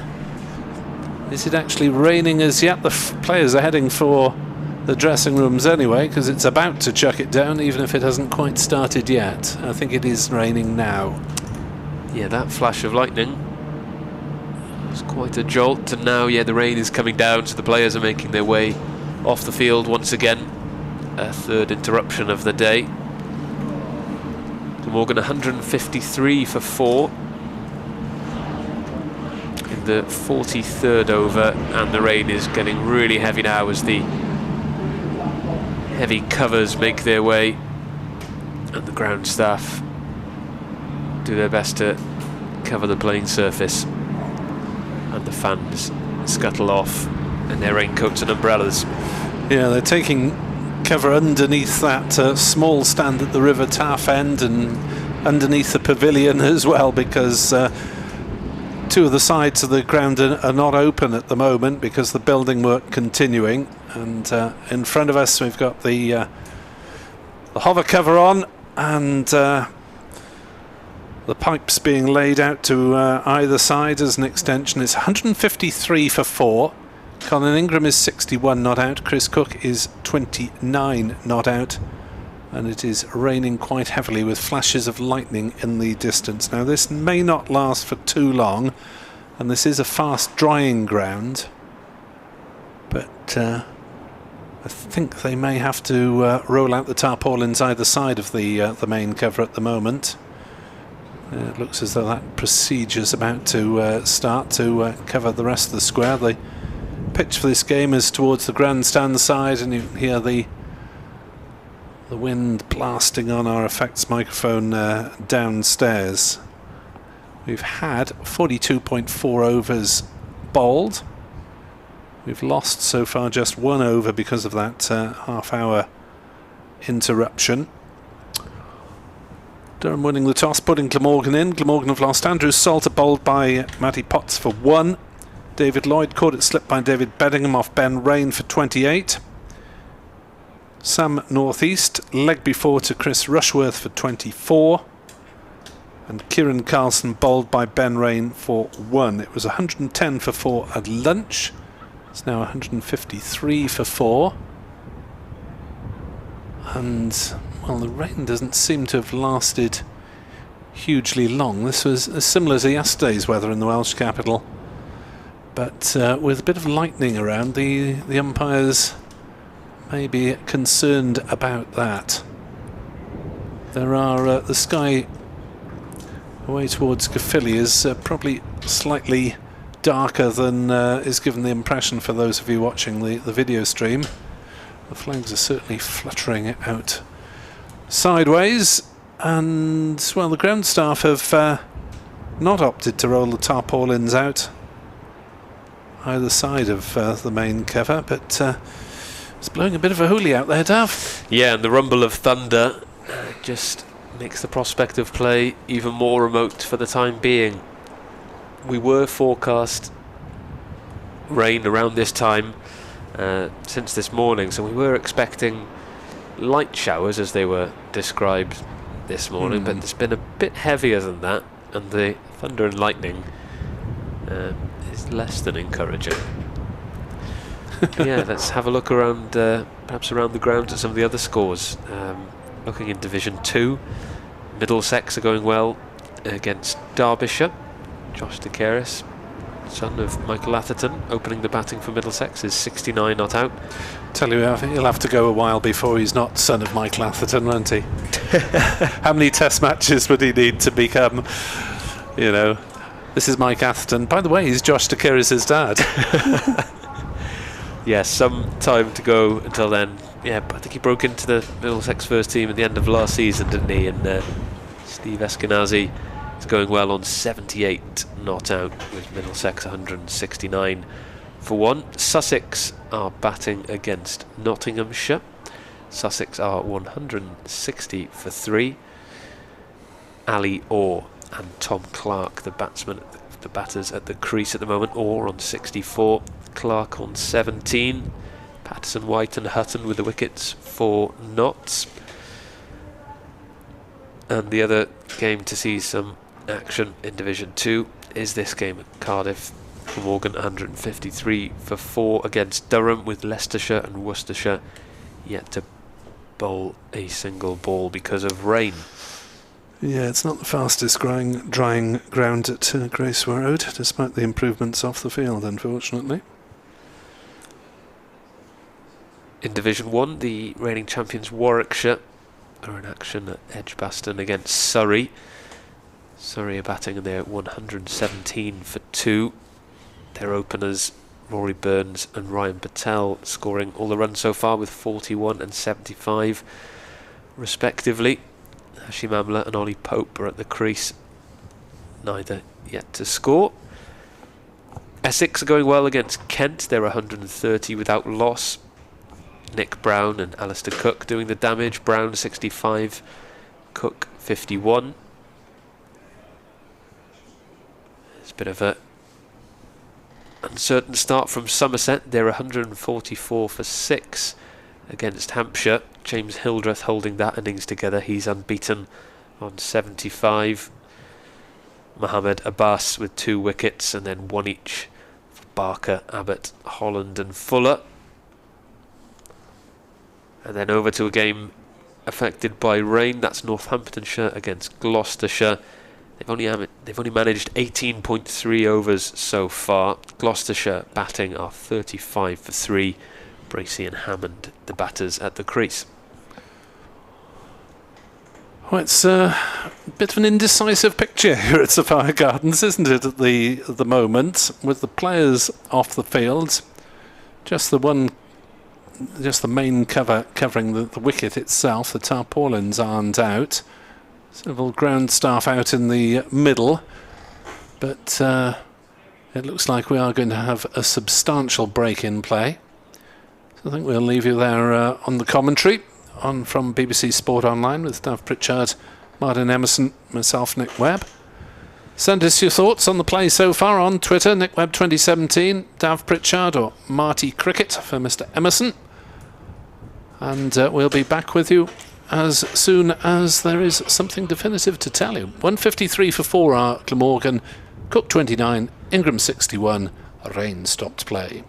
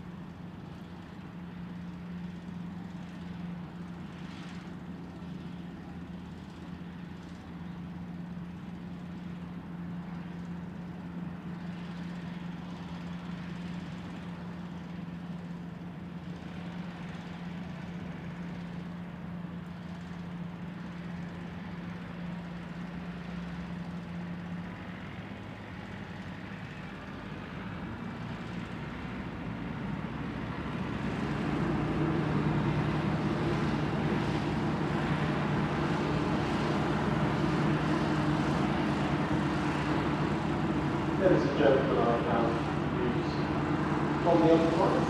Decisions will be taken shortly. Let's go further round. They will be resuming at 4 o'clock. We've actually lost over 10 overs, so as you can see on the scoreboard, we still have 42.2 overs. Rescheduled to 15. I've got some scores from the other games taking place elsewhere today on the opening day of the County Championship season. We'll start at the Ageas Bowl, where they're in the 55th over there. Hampshire bowling first. Somerset decided to win the toss and back. Somerset currently 159.7. It's raining in Edgbaston after 36 overs, Surrey 123 for 2. Against Warwickshire. There was a delayed start at Northampton. Northamptonshire won the toss, electing to bowl first, and they've reduced Gloucestershire to 40 for 3 in 22 overs. At home, they're in the 60th over with Sussex 171 4. That's against Nottinghamshire. At Chelmsford, Kent won the toss and elected to bowl. Essex currently after 56 overs are 145 without loss. At Lords, they're in the 58th over. Derbyshire won the toss, elected to bowl, and Middlesex currently 195 for 1. It's been a day of rain so far at Grace Road in Leicester. There was the prospect of a 110 start, Worcestershire winning the toss and electing to bat, but there has been rain and there will be an inspection shortly to see if play is possible.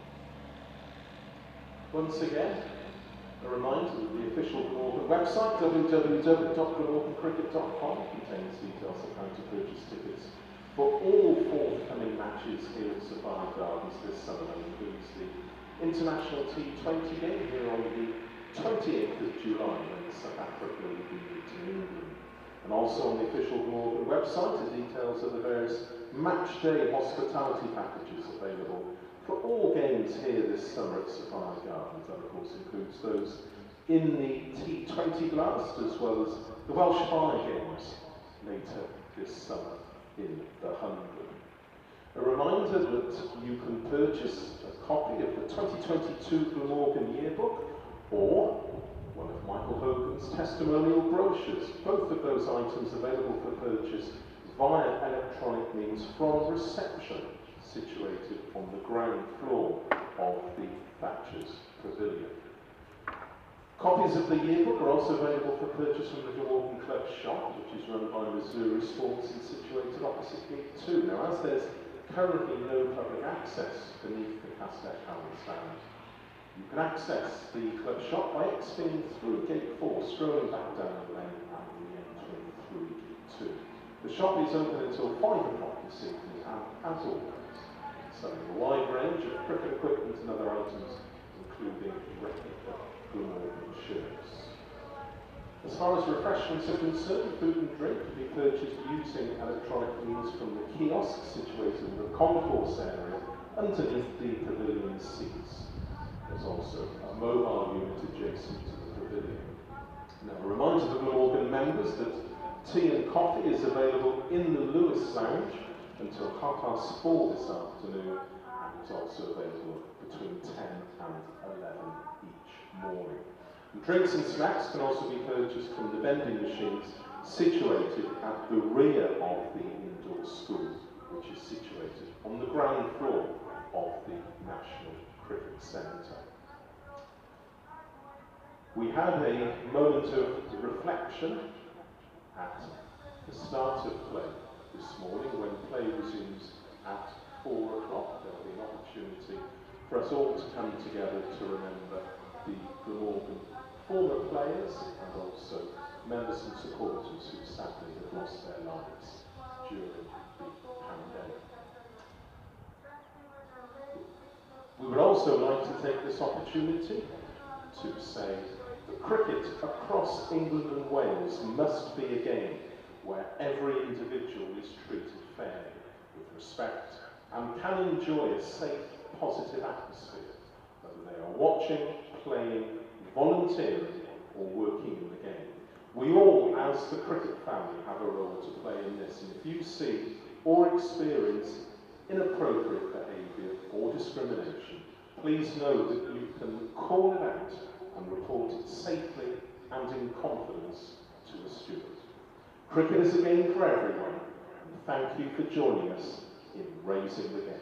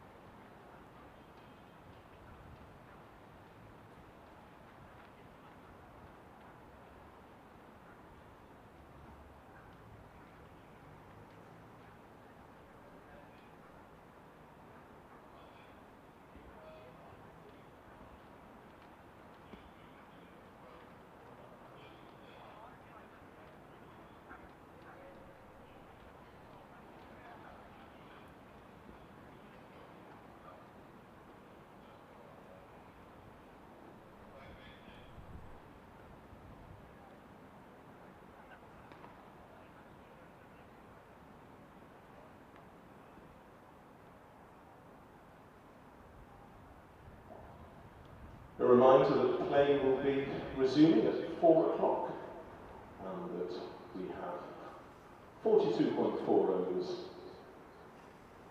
remaining in the day's quota with a rescheduled close of play at 6:30.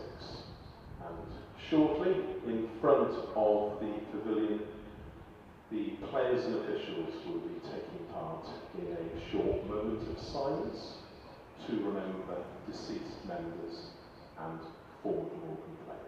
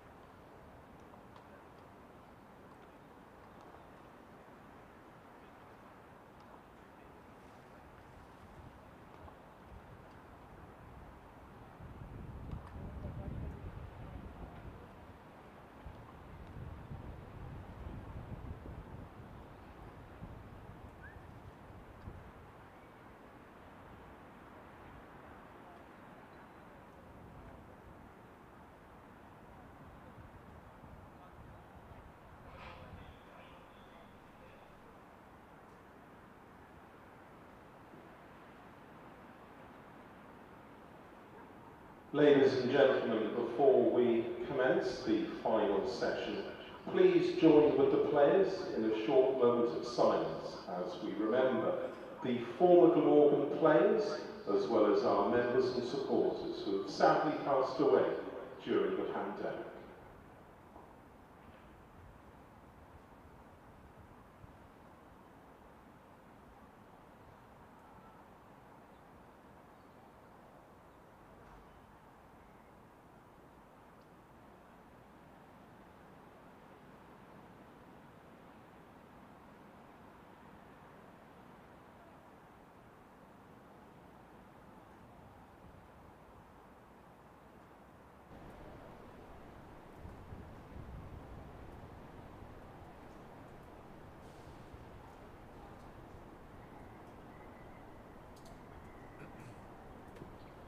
Thank you very much. Diolch yn fawr iawn.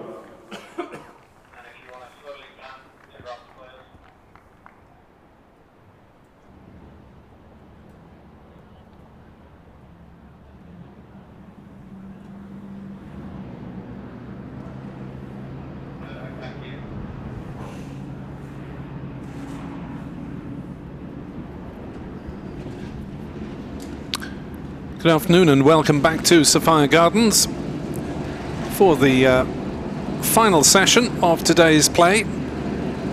After the afternoon session was interrupted a couple of times by hail showers, the second of them quite considerable. But we've only lost around about 10 overs play if the conditions stay clement from now on. I've heard reference over the public address to Glamorgan players who have passed away in recent times. They include some great names there in Peter Walker, Alan Rees, both stalwarts of the 60s and 70s in Peter's case, and slightly earlier in Alan Rees's case. Ezra Mosley as well.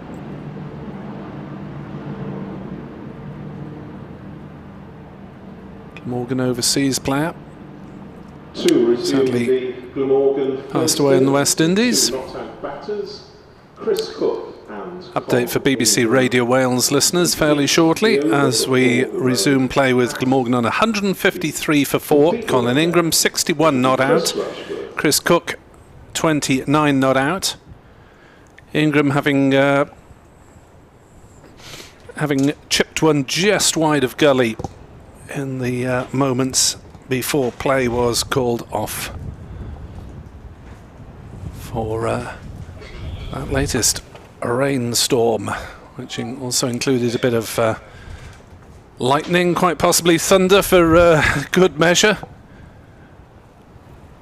It's pretty blustery out there still, and all credit to the spectators who have stayed with us for this final session. Very good afternoon to you. I'm Nick Webb. David Pritchard is alongside me for the next couple of minutes, and Martin Emerson back soon as Rushworth is in to bowl to Ingram outside off stump, and that one's allowed to go through to Ned Eckersley. It's done well really to lose only 10 overs after that fairly biblical storm. Absolutely, yeah. The wind is still howling. The clouds are still a dark grey, but for the time being, the rain has abated, and there's a little bit of sunshine peeking through the clouds. So, fingers crossed, it just gets better from here. Rushworth finishes his over by bowling to Ingram, who defends on the offside and calls for a quick single, and that was quite well judged, because although the throw hit the stumps at the non-striker's end, Ingram was safely home. And he moves on to 62, takes the strike, 154 for 4. It's been steady going for Glamorgan this afternoon. 154 for Coughlin Ingram, closing in on a 50-run partnership. They've added 46 together so far, while Ingram has rode his luck on occasion with some wild hacks outside the off stump. He's been good value for his 62 runs. It will be Matty Potts from the River Taff end, who's in to bowl to Ingram, down leg side, well taken by Eckersley, springing across to his right. Never quite sure what these noises off are, whether they're claps of thunder or just a bit of building work going on. If it was building work, it sounded like a fairly sizable demolition, didn't it? It was quite an ominous noise. Well, if we disappear off air, you'll know the stand has collapsed. Potts is in to bowl to Ingram, who defends back to the bowler, and there's no run. They are demolishing some toilets somewhere down beneath us as part of the building work that's ongoing. Scaffolding over much of the grandstand away to our right as we prepare to update BBC Radio Wales listeners. Any moment now, some dark skies away to our right. Hopefully those have passed, as Ingram runs one down into the gully, but there's a diving stop there by Coughlin and there's no run.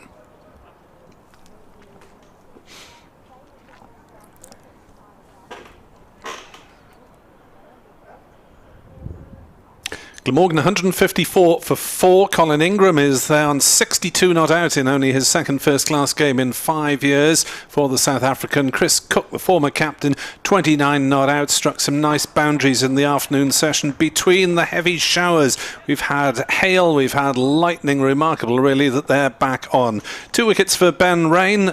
David Lloyd made 28, Sam North East on debut 24. We've got 41 overs theoretically still to play. Glamorgan 154 for 4. As we've updated radio listeners, and Potts is in again to bowl to Ingram, who works that into a gap on the leg side. And he's timed that one very nicely indeed, because it's run away to square leg for 4. I expected to see the man Travaskis running around from fine leg cut that one off, but Push certainly found the middle of the bat. 158 for 4. Yeah, a very nice bit of timing from Ingram. He seemed to just ease it off his hips, very square of the wicket.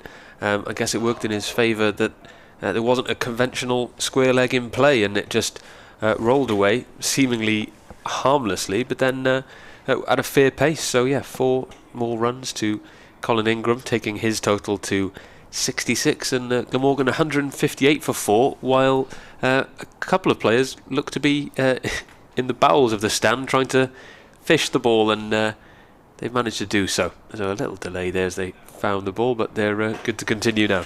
Perhaps they had to put hard hats on to comply with health and safety regulations in that part of the ground. Yeah, the grandstand not often used for championship games, but it is actually on the closer side of the ground, so those in the pavilion maybe watching through binoculars. There's a few scattered down at the River Taff end, as the last ball of the over is allowed to go through by Ingram. No shot offered.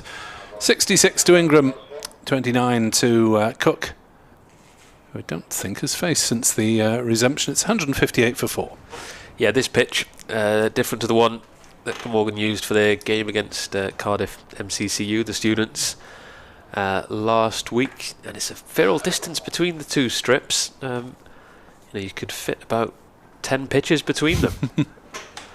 But this one seems to be playing reasonably well so far. The bounce seemed to have been true enough. A couple of balls have sat up quite nicely for the batters when it's been pitched a little shorter. Perhaps not the quickest of pitches, but you'd maybe expect that this time of year. I think it's 13 actually, strips between them. You have an eye for it, Nick, as Rushworth continues from the Cathedral Road end, bowling to Cook, who pushes the ball back to mid-on for no run. Yes, it tends to be at either extreme earlier in the season, and the wickets closer to the pavilion tend to be used for nets for practice. So we're quite often away to the right, but of course the spectators don't have the options of the Cathedral Road end stand or the grandstand at the moment. Hopefully by about game 3 and certainly by T20.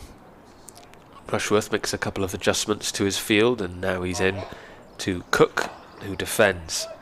They've got someone on the drive on the leg side for Cook, perhaps trying a slightly different ploy to Cook, who's looked fairly settled since he came in to join Ingram. Partnership worth 50 by now for the two batters, as Rushworth turns and starts on his run up again. Right arm over the wicket to Cook, who's forward to defend. Again for no run. I'm told it's pitch number 5 for the aficionados of Sophia Gardens.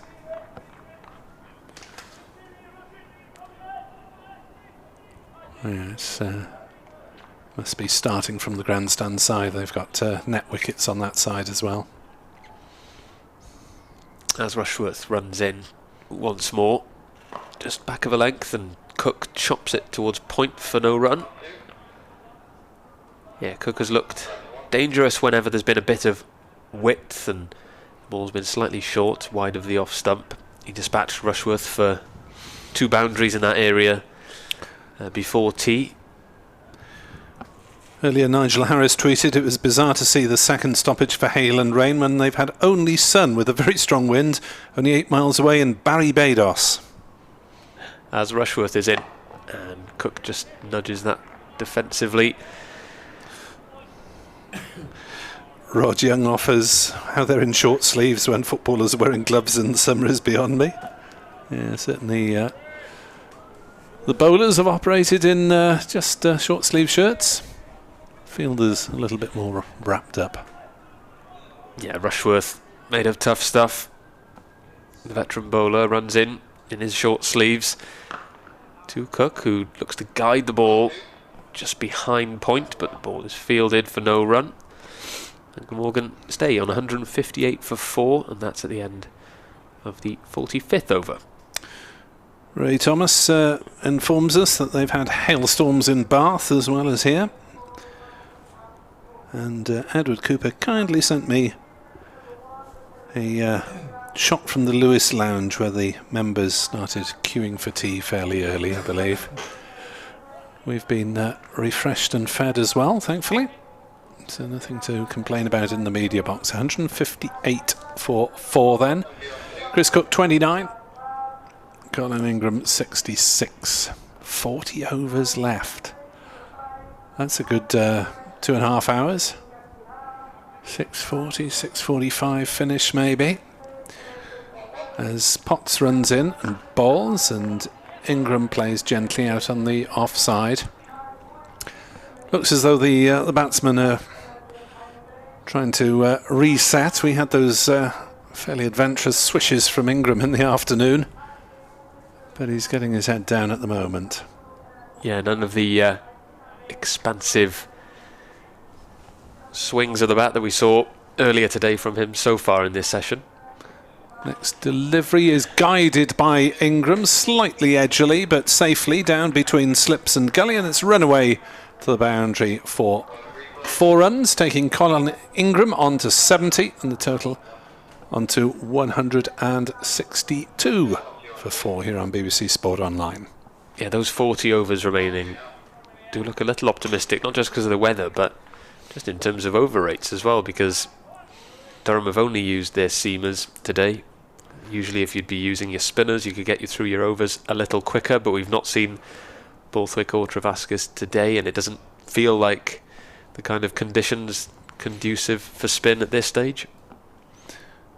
No, they'd be looking for a 5th seamer rather than a spinner, you think, if the frontline bowlers get weary, and they're not allowed to use the floodlights for championship games here, so light might well prove an issue after 6 o'clock. Here's Potts, 1 for 59, relatively expensive, to Ingram, who drives to cover, and there is no run. Rushworth, 1 for 43, last season's premier wicket taker for Durham. And Ben Rain's been the tightest, really, 11 overs, 2 for 23. Coughlin, 0 for 30 off 10. So Borthwick's decision to field first has not quite paid off as things stand. It could still change as Ingram defends on the offside and there's no run. Yeah, you feel this is a key partnership as far as the balance of the game is concerned. 1 wicket here, Durham suddenly feel like they're on top once more, but Cook and Ingram have looked fairly comfortable since they joined together on 108 for 4. They've added 54 runs since then. Potts to Ingram, plays no shot outside off stump through to Eckersley.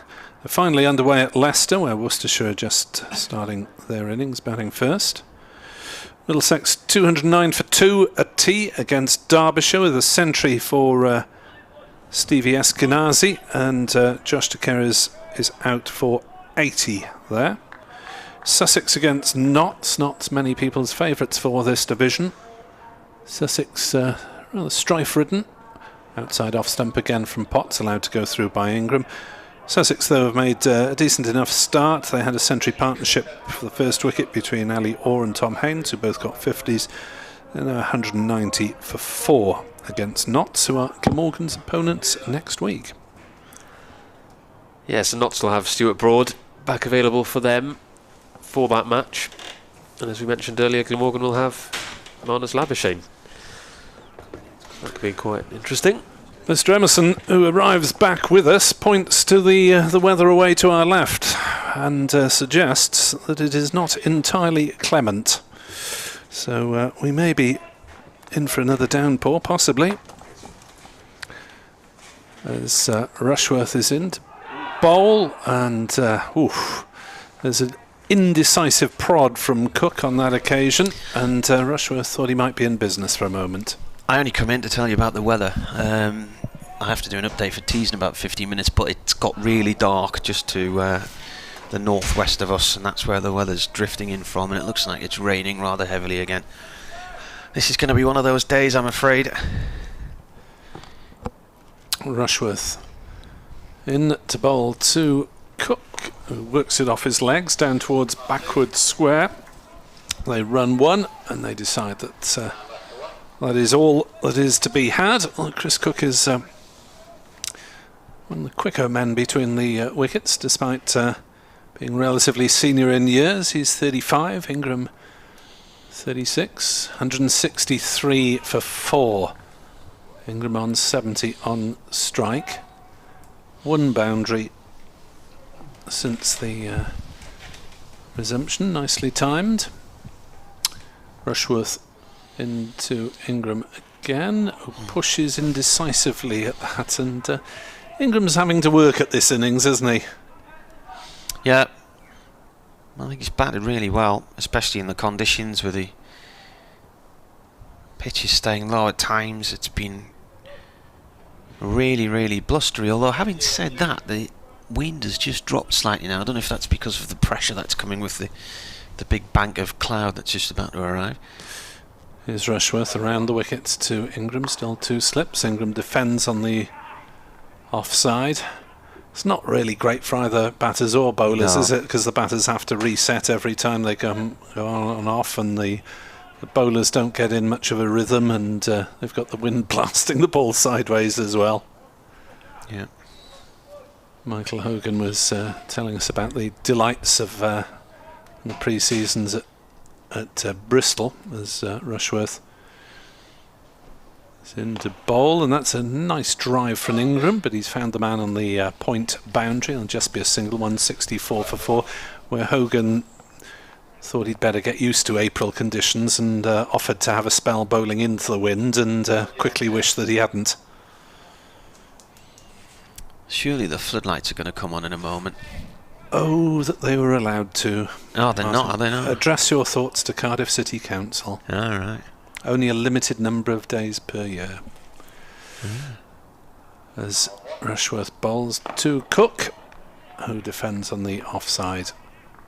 And there's no run. It is a great shame, particularly since you'd be hard pushed to be disturbed by floodlights here, given that I thought there were on this morning when I got here.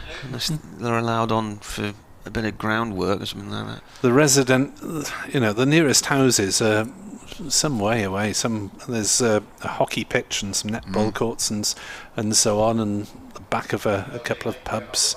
There aren't really any houses particularly close, and yet this planning regulation remains in place. Well I'm not sure how much more action we're going to see today, because within a few minutes of it becoming sunny, the next cloud's coming along, and the light is the issue here. It isn't raining yet that I can see, but it can't be far away. We've had 2 hailstorms already today. It's just starting now. The first spits of this cloud are just beginning to drop on this ground, and you see the puddles down below in the stones at the front of the stand there are now starting to get splashes in them, and the punters are heading back indoors once again.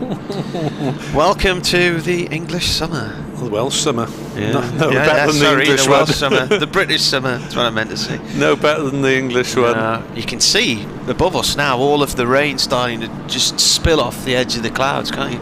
Coming down in swathes there. I think it will be bugging down here in a minute. Could well be another hailstorm. And I'm not really sure how much more action we're going to see today. They can claim up to half an hour back tomorrow and on Saturday, so that's around about 8 overs a day, but we've already lost 11 today and more to come. So they head off with Glamorgan on 164 for 4 and 47 overs gone, supposedly 38 remaining. Even if it doesn't rain much more, and it is raining now, it's the light that's the issue. I think the spectators ought to be given some sort of reward if they've made it this far through the day. Didn't look like there were many in Edgbaston today, but a lot of them actually sit underneath the commentary position, don't they? And you can't really see them. They're tucked away in that big stand. Yeah, I think the kids who were here in the morning session got the best of the weather anyway. Hope they enjoyed their day. We had dozens and dozens of youngsters playing out on the edge of the outfield during the lunch interval. So that's about it for the time being. I told you it would be brief. Thank you for your weather accuracy, Mr. Emerson.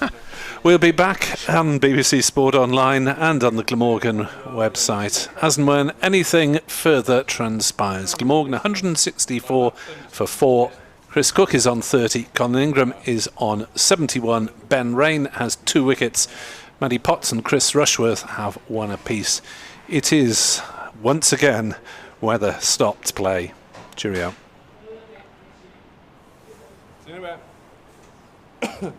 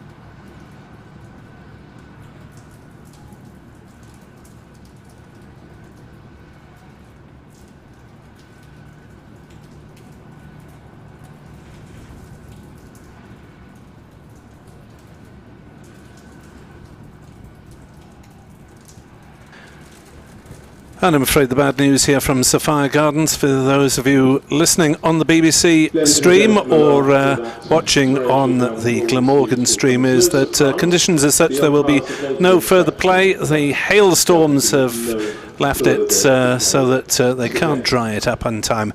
So that is the end of today with Glamorgan 164 for 4, Colin Ingram 71 not out, Chris Cook 30 not out, Ben Rain with 2 out of the 4 wickets to fall. And we'll try again at 11 o'clock tomorrow morning. From Martin Emerson, from David Pritchard and myself, Nick Webb, a very good evening to you. For your company today, as you shortly prepare to leave the stadium, please remember to take all of your belongings with you and to make an unhurried and safe departure. We hope that despite the inclement weather, you've enjoyed your time here at the home of Glamorgan Cricket. And we hope you all have a safe onward journey. We also look forward to seeing you soon. Good afternoon, Prynhawn.